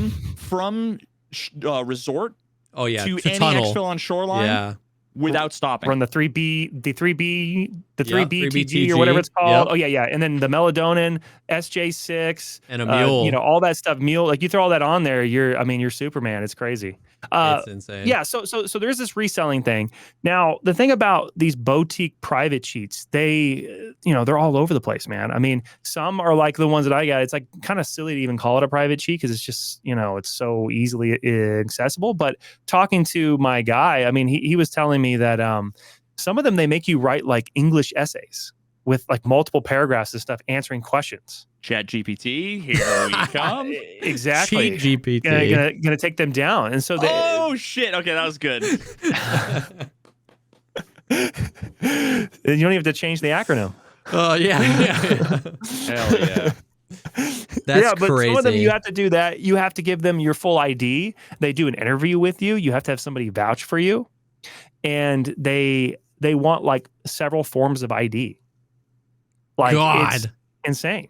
It's so funny because you hear that as the solution a lot. In South Korea, in order to play, you have to put in basically your version of a social security number to play any multiplayer game, because if they ban you on one, they can ban you across. And it's funny because people say that and they're like, no, that's so bad. But it's funny that the cheaters are doing that. They're like, we need your driver's license and your this and your that and your essay.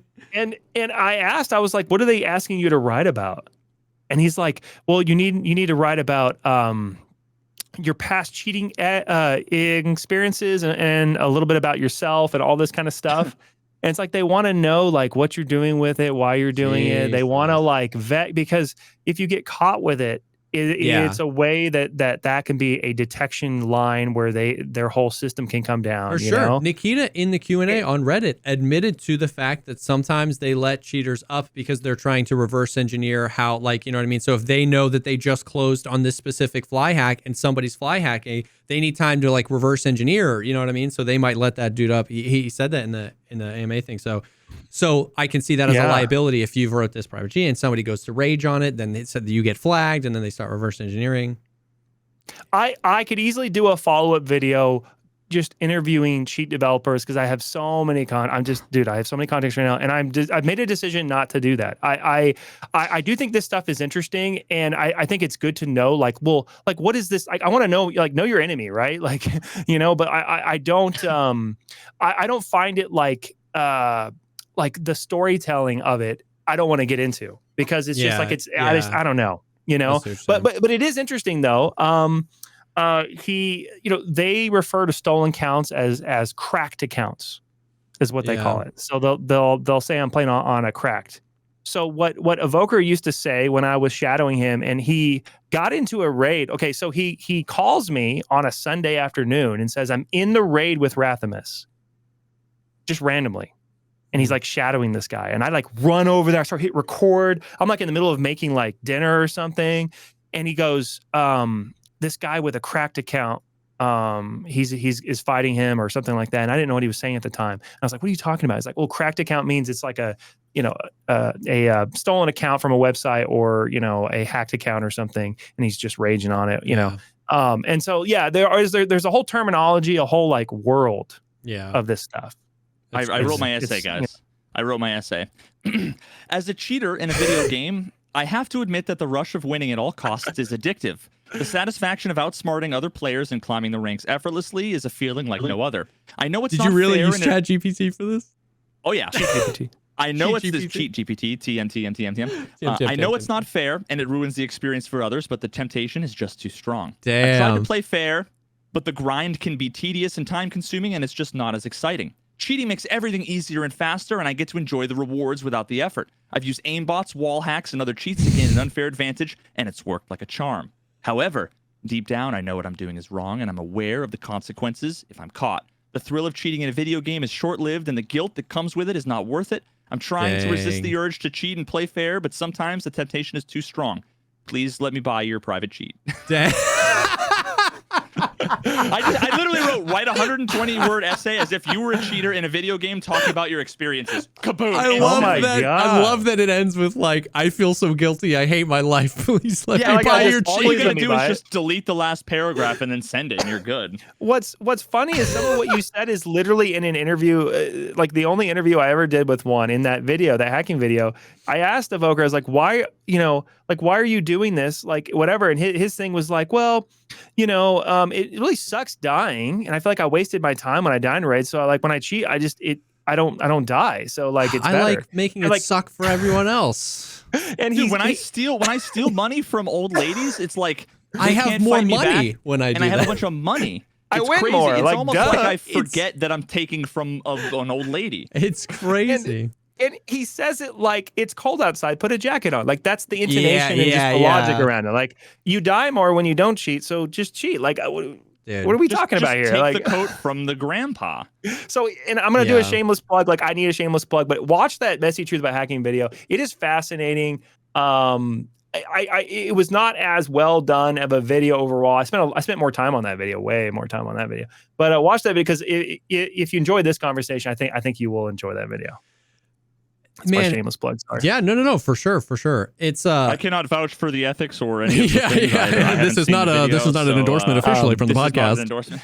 Like Veritas approved. I'll change the title. Dash Veritas approved. It really is crazy because like when you think about it, man, after all this talk we've had, after all the conversation, it's still so messy because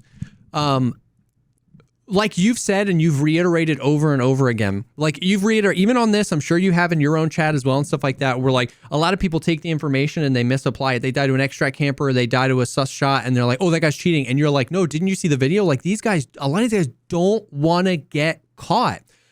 But Tarkov has the most unreal. I maybe even unprecedented. I haven't been a gamer long enough to say unprecedented concoction to attract cheaters right now.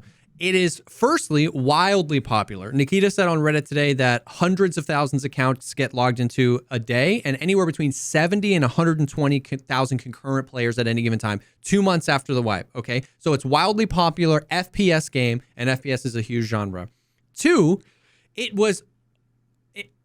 is a RMTer's actual wet dream. Just literally, it's like they're not all games. Anymore. Not all games are like this, right? Like, there's no RMT in COD, right? You cheat because you want to rage hack because you want to just do whatever. There's no RMT. But RuneScape, WoW, Tarkov is even arguably better than RuneScape or WoW because you like lose your stuff all the time, not just in the wilderness, all the time. And thirdly, the netcode is actual dog trash. And when you get developers that can't tell between the netcode and cheats and they're banning guys like Dil Hero, that is so, because then what you get is you get a community of people convinced that there are cheaters in every raid and then all pointing at the wrong thing. They're just like, they just die behind a wall and they go, cheater! And it was like, maybe there was a cheater in your raid, but he was over there scooping up loot, running away from the fight. Listen, I had ESP and cheats, and sometimes I was like, that might be netcode, and I had to just go, I don't know if that guy was cheating. It's like the most unbelievable concoction of all time. I still maintain, don't take this the wrong way, I still maintain that the best anti-cheat for this game would be better netcode because the cheat accusations would plummet because the cheaters that don't want to get caught, they're actually avoiding fights. There wouldn't be less cheaters, but people would be convinced there was less cheaters if the netcode was better. So it's like be less noise in the reports. Yes, it would be less noise in the reports. That's so much. It would be so much less false bans, stuff like that. So it's like, it is crazy how this game and I don't know the way out of it. You know what I mean? I'm very, like I said, I don't know how easy it is to, make the netcode better. And I definitely don't understand the cheating thing. Now, what I found to be really interesting about your follow-up video was that you said, you showed those like 4 things where you were like, this guy was like, hey, I would do these 4 things. I know nothing about what those things mean. I also really respected that you said, because you were going really hard about a replay system, in multiple videos, including the one where you were like, I really think, and I actually respected the hell out of the fact that you were like, after talking with these guys, yeah, I want a replay system in Tarkov, but it's maybe not the end all be all I thought it was. Maybe we should try these things instead. I was like, dude, major freaking props to be able to be like, listen, I did this. This gave me opportunities to talk to these people. These people informed me of this. So now I think we should do this. That's adult human logic. And it was just like so good to see that. So I don't know, man. Like, I don't know how we dig ourselves out of this. You obviously see with the RMT stuff, nobody's happy about this stuff and not being able to drop anything for players, not being able to freaking all the whole found in rage shenanigans. You know what I mean? Yeah. It's seemingly objectively made the experience worse, but they're trying to dig their way out of basically making a game that's a wet dream for RMTers, and it's such a cluster, dude. I don't know. As we get. Oh no, go ahead. No. I was gonna say, as like we approach, the end, I wanna the end of Tarkov. Basically, I wanna, because honestly, at this point, I don't think I'm even gonna like make the video I was gonna make, even though I spent like 8 hours. I just okay, I gotta go, guys. I accomplished my goal. I could probably just defer to this video. That there's some nuance and stuff that I'm not gonna be able to explain, but it is what it is. Like, fuck anybody who wants to question whatever. But I do want to say, like, what part of what I was going to say in my summary of that video, which is I see people were asking me, what do you think is going to be the impact of this on the community? Because a lot of folks were saying how much of an impact this made on the community, and they thought I was downplaying that. I really actually wasn't even thinking about the community. I was thinking about cheats. It's like, I don't know, but really I see a really big W and a really big L. And again, it's kind of like not your fault. But on one hand, I see some of the most toxic conversations that I see being had in chats and on Reddit and whatever is this whole fucking gaslighting bullshit around, I have been playing for X years, I've only seen 3 cheaters. Or when something happens, like one of the things that you talked about is it's that game sense that like something felt wrong. Now, I think because I'm like an analytical person, and I'm sure I'm wrong a huge percentage of the time, but like I pay attention to behavior and things that people do, and my game sense is like, based on his movement that I could hear with sound and stuff, this felt wrong. He was acting as if he had information he shouldn't have. You're able to like see it with wireframes, but yeah. But then people are like, well, he didn't hit all his headshots, dude. So like clearly it wasn't a cheater. It's like most of the cheaters aren't using an aimbot. Yeah, so like most cheaters are not using an aimbot. They're not paying for it. They don't want to get banned. It's a way to get detected quicker. Most cheaters in the Tarkov aren't using an aimbot.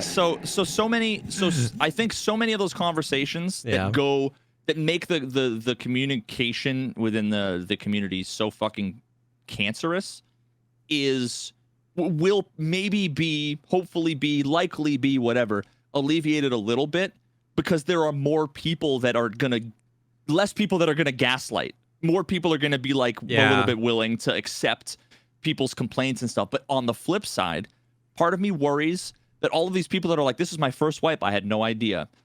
I worry now they don't have, none of us really have enough information to actually make determinations, but 5 years of playing has value in like your game sense and your judgment. I'm worried that they'll just forever going to walk away from this being like, well, half of my deaths are, over half of my deaths are cheaters. And we're going to see more of those people that we all see sometimes where like, I just died to my 10th raid in a row to a cheater. And as much as I don't want to be the one to gaslight them, at the same time, it's like, you're probably wrong. Yeah. So it's kind of, you got both things where it's like, there's good and bad. I agree. And that is a potential path that things can go down. And it could be justifiable that it goes down that path.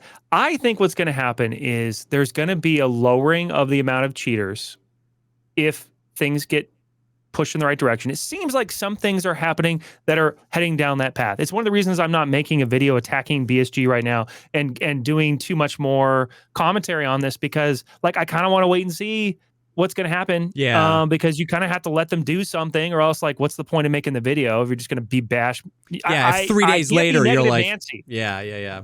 I can't just be negative Nancy guy who just like complains all the time, because it's pointless. Right. So what I'll say is that there is a potential here where they do some changes and, they have some ups and downs, but they actually make an impact. And the community's like, dude, I feel like there's less cheaters right now. And people who watch that video go, wow, like that video got a lot of views. The company responded and did the right thing and like changed some stuff. And people are like, there's this whole cycle of people coming back to the game who haven't been, there's a ton of people who haven't played in 2 years. Yeah. Yeah. There's a ton of people who haven't played. I get emails all the time. I stopped playing 2 years ago, And it's that's still not a problem, an unreasonable, that's not an unreasonable take, because you're seeing that in the Cycle Frontier. I don't know if you follow that game at all, but that game was riddled with cheaters, and apparently they put it on Steam and they put it in the Steam Treasure Program, blah, blah, blah, and now you've got creators that are championing it. And like, I watched a video the other day that was like, if you still think there are cheaters in the Cycle, watch this.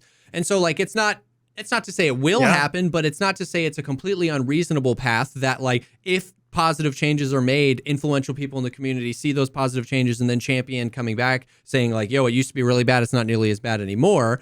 Once again, not saying it will go down that road, but that we're seeing that with the Cycle where people are like, no, dude, it's way better now.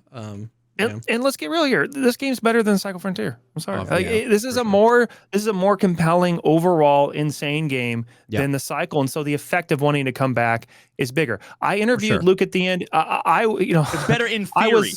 I asked him a few questions, and one of the things was like, yeah, I'll be back if this gets fixed. Yeah. People talk big, but they are so addicted to this game. And I mean, how many, if you, especially since you've been playing 2017, how many times have we heard Tarkov's dead? This is the wipe. Tarkov's dying. And then they wipe with no new features and they break new records. People are so addicted to this game. And so it's like, let's use that momentum and fix it. Let's work on the netcode. Let's move the anti-cheat in these directions, and you will bring those people back. But it has to be done. Sure. You know what I mean? Because people I just hope they make some of these changes and communicate them. Yeah. If there's a world in which they go and they do a bunch of work under the covers and they fucking go dark for a month and a half. Yeah. And there's no way for us to know, like, it's going to be really hard for a long time, right? Like, let's say they banned the cheaters and it went from 60% to 20%. That's massive. But I also don't know that we would feel it. because of the other issues, because the sound is so fucked and Yeah, the the netcode is so desync, fucked and the lighting is so fucked. So it's all Truly though, I also really kind believe of like that. a risk. It's also risky that like they might make changes and they might make improvements and it might be really hard to know. For sure. So it's like that's part of why I'm kind of cynical, because it's For like, sure. God, we can't know if they I don't know if they can make changes. If they do, we can't know if they work. Like there's so much that's unknowable that if it's kind of depressing. 50% of the cheaters that actively avoid getting in fights get banned today, nobody would tell tomorrow. You know what I mean? Like that's these things, like they work in tandem. They hinge together. Like if all these RMTers that actively that make money on their accounts, then don't want to get banned and don't want to get found out, if half of them get banned tomorrow, nobody would notice, because everybody's like, oh, desync, that guy's cheating. Oh, desync. Now there are definitely real ragers and people that follow streamers around. I've seen plenty of clips of Desmond spawning into Shoreline and then just like the 18 hits in a row, Alton, M855, Night Raid. God. That guy's cheating. He's raging. He's probably following Desmond around. But like, legitimately, if half the cheaters get so that universe is a scary one where they do all this work and they're waiting for us to like champion them. And it's like, if you don't understand that the sound and the netcode are a part of this conversation and you're not communicating those things like you said, then people could legitimately not notice. And then here's what we need, dude. Here's what we need. And this is I want someone to do this. I don't think there's anything ethically wrong with it. I want someone to do this. This is the next like fucking cheater watchdog thing. Someone needs to infiltrate all of the forums and discords. And they need to monitor. I want to see montages of cheaters like, I got banned. Oh God, shut it down. I want that content. Yeah. I want to know. I want to see these fuckers on fire.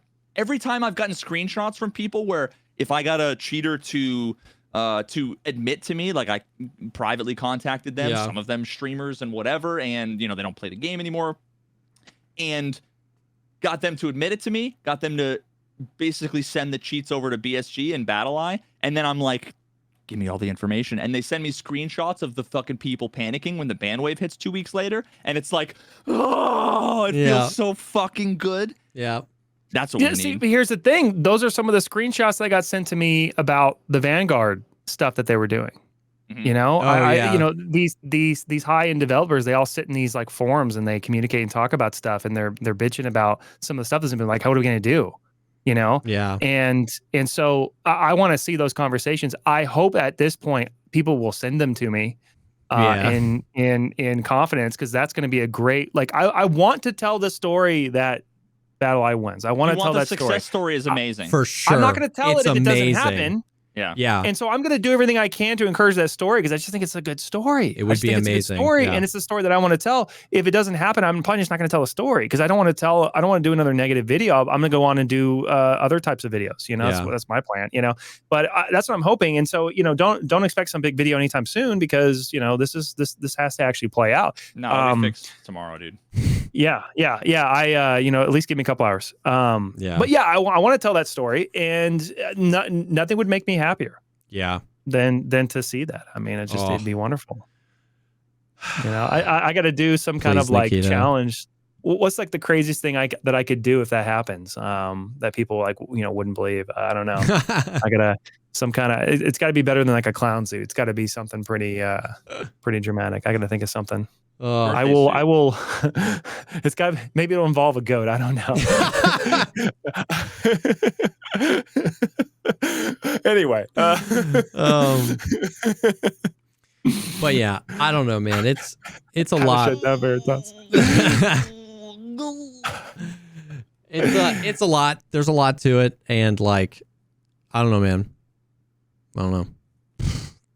It's depressing, but also a little bit, at least a little bit encouraging to see like the, you know, Nikita almost like spitefully start answering questions on Reddit again, and like started the AMA, and like Veritas was saying, a lot of people were actually posting really comprehensive stuff on anti-cheat, and him responding not by just saying go F yourself, but actually saying like, I sent this off to the guys. Did you see his go fuck yourself? Yes. Go take a walk. Oh, dude, This is the my god. Some fucking clown said like, Nikita's cherry picking questions and expecting us to believe. Trust me, bro. In a lot of cases, this post just further damage control, and it fucking shows. It's like you're damned if you do and damned if you don't, right? Yeah. Like he either does damage control or he doesn't do. Would you rather him not do anything? Like, what do you mean? It's so fucking stupid. Did you see the one? And then he answered, man, fuck off. Go take a walk. I don't know. Dude, the I don't know at the end makes it so much better. The guy who like called him out and like called him something. I don't know if it was like autism or something really like low blow. The guy said, and then he just goes like, yeah. He said, how does it feel to have the most autistic fan base in gaming? And Nikita said, idiot. You talking about yourself? Yeah, I thought that was great. And the thing is like, listen, I'm critical of BSG, like, but like, that's like, I would never say stupid shit like that. Like the one thing that I'll hold Nikita to is you will not get away with another copy pasta. Like it's just, you're not going to get away with another one, and you're not going to do an AMA and say yes, and then not do anything. That's my only, that's my line in the sand. I am going to make a big stink and do what I can do to be like, listen, you got to tell us what you're doing. I know you can't tell us proprietary anti-cheat measures, but like you just, it's just not going to work anymore because we can't sit in this zone where nothing's happening for another 2 years, like. But, I hope that that's not the case. I hope that that's not the case. Yeah. There's a difference between no communication and compromising communication, right? And shit communication. Exactly. There's a three. Yeah. So it's like we want communication. It doesn't have to be you tell us, the exact lines of code you addressed that like is going to get you in trouble, because then the cheaters are just going to circumnavigate it.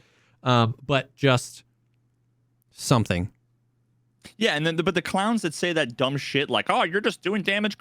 I feel like that kind of stuff wears on Nikita probably after a while, and he's just like, fuck you, I'm not going on Reddit and communicating anymore. But that's right? So it's like, stop sabotaging. That's my criticism of Nikita is like, of course, in this situation, he's going to be met with people who are like, well, you're only communicating now because of the big stink of the community. It's like, okay, so just keep communicating. Like that's all he's always going to be. It's like if I know 6 months from now when someone makes a post about, hey, check out this cool video that Veritas made, people are going to say, yeah, but he like beats his wife and he's racist and he's this terrible human being. I know that people are always going to have that about him, but like moving forward, you can stop part of that narrative by just like. And it doesn't have to be him. Here's the thing. It doesn't have to be him. I get it. I get it's please Nikita. Nikita's the meme. He's the most vocal. He actually goes on Reddit. I understand that. But like, once again, it doesn't have, there's ideas. There's so many things. Something as simple as like, I'm not saying this is a good idea. I'm not saying that I fixed it, but like them hiring somebody and gathering up some of the most asked questions, them doing an AMA like once a month on Reddit. Literally, even if the most upvoted questions are the same every month and they can just give a tiny little bit of context, I think they undervalue how much that would do for the community. Being like, yeah, last month we were working on this. We ran into some issues. It's going to be delayed. I think they think if they admit to that people are going to lose their minds. And people, of course, would. Some people. But I think that's such a net positive on people then not being able to be like, oh, well, you literally only come out at damage control. Like I think there's really simple stuff they could do to just like communicate what they're working on, and at least be able to then understand the biggest concerns from the community and formulate responses about them. And I think they undervalue how much that would do to most of the community. You're always going to get the people who hate no matter what. You're always going to get the people who say no matter what they say it's wrong. But yeah. I mean, so that's kind of like my point is. He might get the damage control thing might go away, but every time he says, hey, we fixed the backpack stuff or we did whatever, and a lot of people, the people who are going to be excited about that news, they're either on Reddit and they aren't going to post, they might upvote it and that might be like cool, or they're not on Reddit because they leave the house. All of the responses are going to be eat shit. You fucking scammed us out of our money and you profit from cheaters and you own all the companies and you're the one that develops them. So that's what I mean is like that can still get tiresome when Nikita's like, I'm sharing info and people are like, fuck you. And then all of the positivity is quiet positivity, right? Yeah. It's like, oh, cool, sick. But then no. So yeah, I don't know. And you just can't be afraid of your community. You can't be afraid of your community. Like you just gotta you gotta own it. And and you can't not do communication because you get negative feedback or something or Well, whatever. that's not Like, what I mean. It's people want to be heard too, you know? It's not about being afraid. I don't think with Nikita. I think he's kind of like me, where it's like it He just doesn't gets get the fucking value, maybe. it just gets fucking exhausting. Yeah. Where it's like, I want to do a thing for you. Here you go. And then a bunch of people are like ungrateful and shitheads and whatever. And then eventually you're like, well, fuck you. You don't deserve it, right? But you fail to see. Yeah. And I'm guilty of this. You fail to see all of the lurkers who are silently enjoying the thing, right? So it's less of like, I don't think he's afraid. I think he can, handle it. But after a certain period of time, you just start to be like, I'm just not going to do this anymore because you guys clearly don't like it. Yeah. But I understand. we do. It's just hard to see it. Yeah. Yeah. Anyway. I'm I'm fucking tired. Yeah. Holy So shit. we are literally rolling up on 3 hours since I hit the record button. So, sorry for taking up so much of your time, but on the flip side of that, thank you for coming and having the conversation. Thank you kind of at like every step. Thank you for, truly championing the fact that you're willing to you were like, I wanted to come on. Part of the reason why you wanted to come on was because you knew that Veritas had been critical about some of the things in the video. That I really do think, of course, with 1 million views, 1,000,003 views, of course, it's just going to get away from you. And there's going to people like the people that came in and told me what my opinion was, or told me what your opinion was. And you know what I mean? But you are setting that example and being like, let's talk about it. Let's riff. How could I have done it better? I don't think that your criticism is valid. I think that sets a good example. So thank you for coming on. Thank you for chatting with us. You know what I mean? About the whole situation. I'm sure we're going to have, the response is going to be everything from we just had you on for Clout all the way to hopefully, holy cow, now I see so much of his motivation, or now I see so much of this, and I see the value. So hopefully it's a net positive for everybody. But we really appreciate you coming on and chatting, man. Yeah, I'm so glad I was able to come on. This is great. I have watched the podcast for a long period of time. I remember the day when you came up with this idea of Veritas. I remember the day when you were talking about it. I think anybody who's played this game a long time has thought about it too. But I remember you guys talking about this a long time ago. I'm not gonna take credit, Yeah. I mean, it's not a new idea. It wasn't my almost none of my ideas are my ideas. Yeah. I'm not I'm not some crazy mastermind.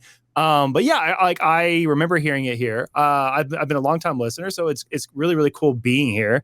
And then, everyone says I sound like Joe Rogan, apparently. So I want to know what you guys think. I don't think I do. My wife thinks that's silly. I've seen 20 comments today. And then on my YouTube shorts, people say I sound like Joe Rogan because I don't put my face on there very much. Yeah, maybe a younger Joe Rogan. I want to hear it.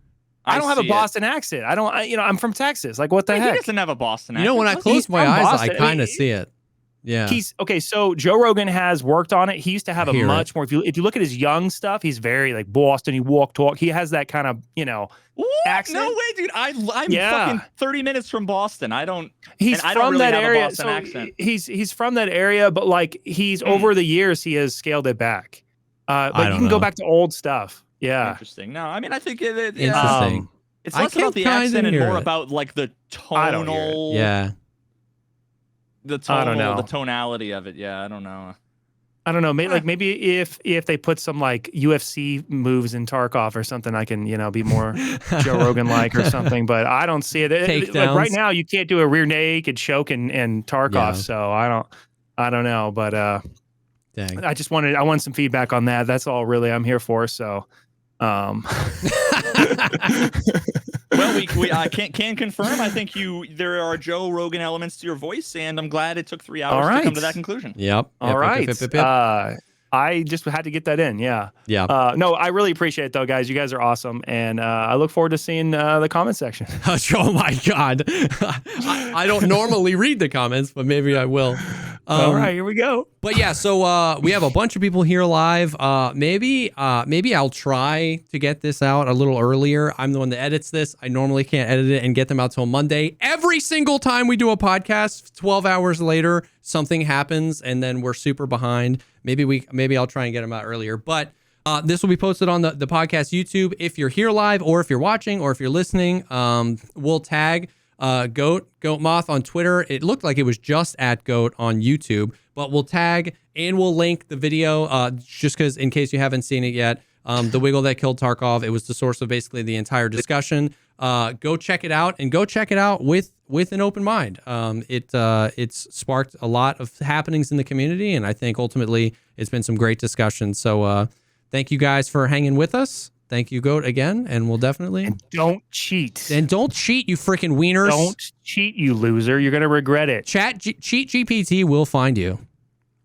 Veritas has been coding it this entire time. Cheat GPT. He just made the anti-cheat. Alone, afraid, typing in and listening to an AI complete an essay for you. It's just a sad AI place to be. even knows that it's depressing. Deep down, it knows it was doing something wrong. Yeah, the AI, the artificial intelligence even know that it's a lame thing to do. So, and I ruined the Wiggle for you anyway. You can't even team up with the other hackers. So, gotcha. Yep. Well, thank you guys again. Thank you, Goat, and we will definitely see y'all on the next one. All right, guys. Cheers.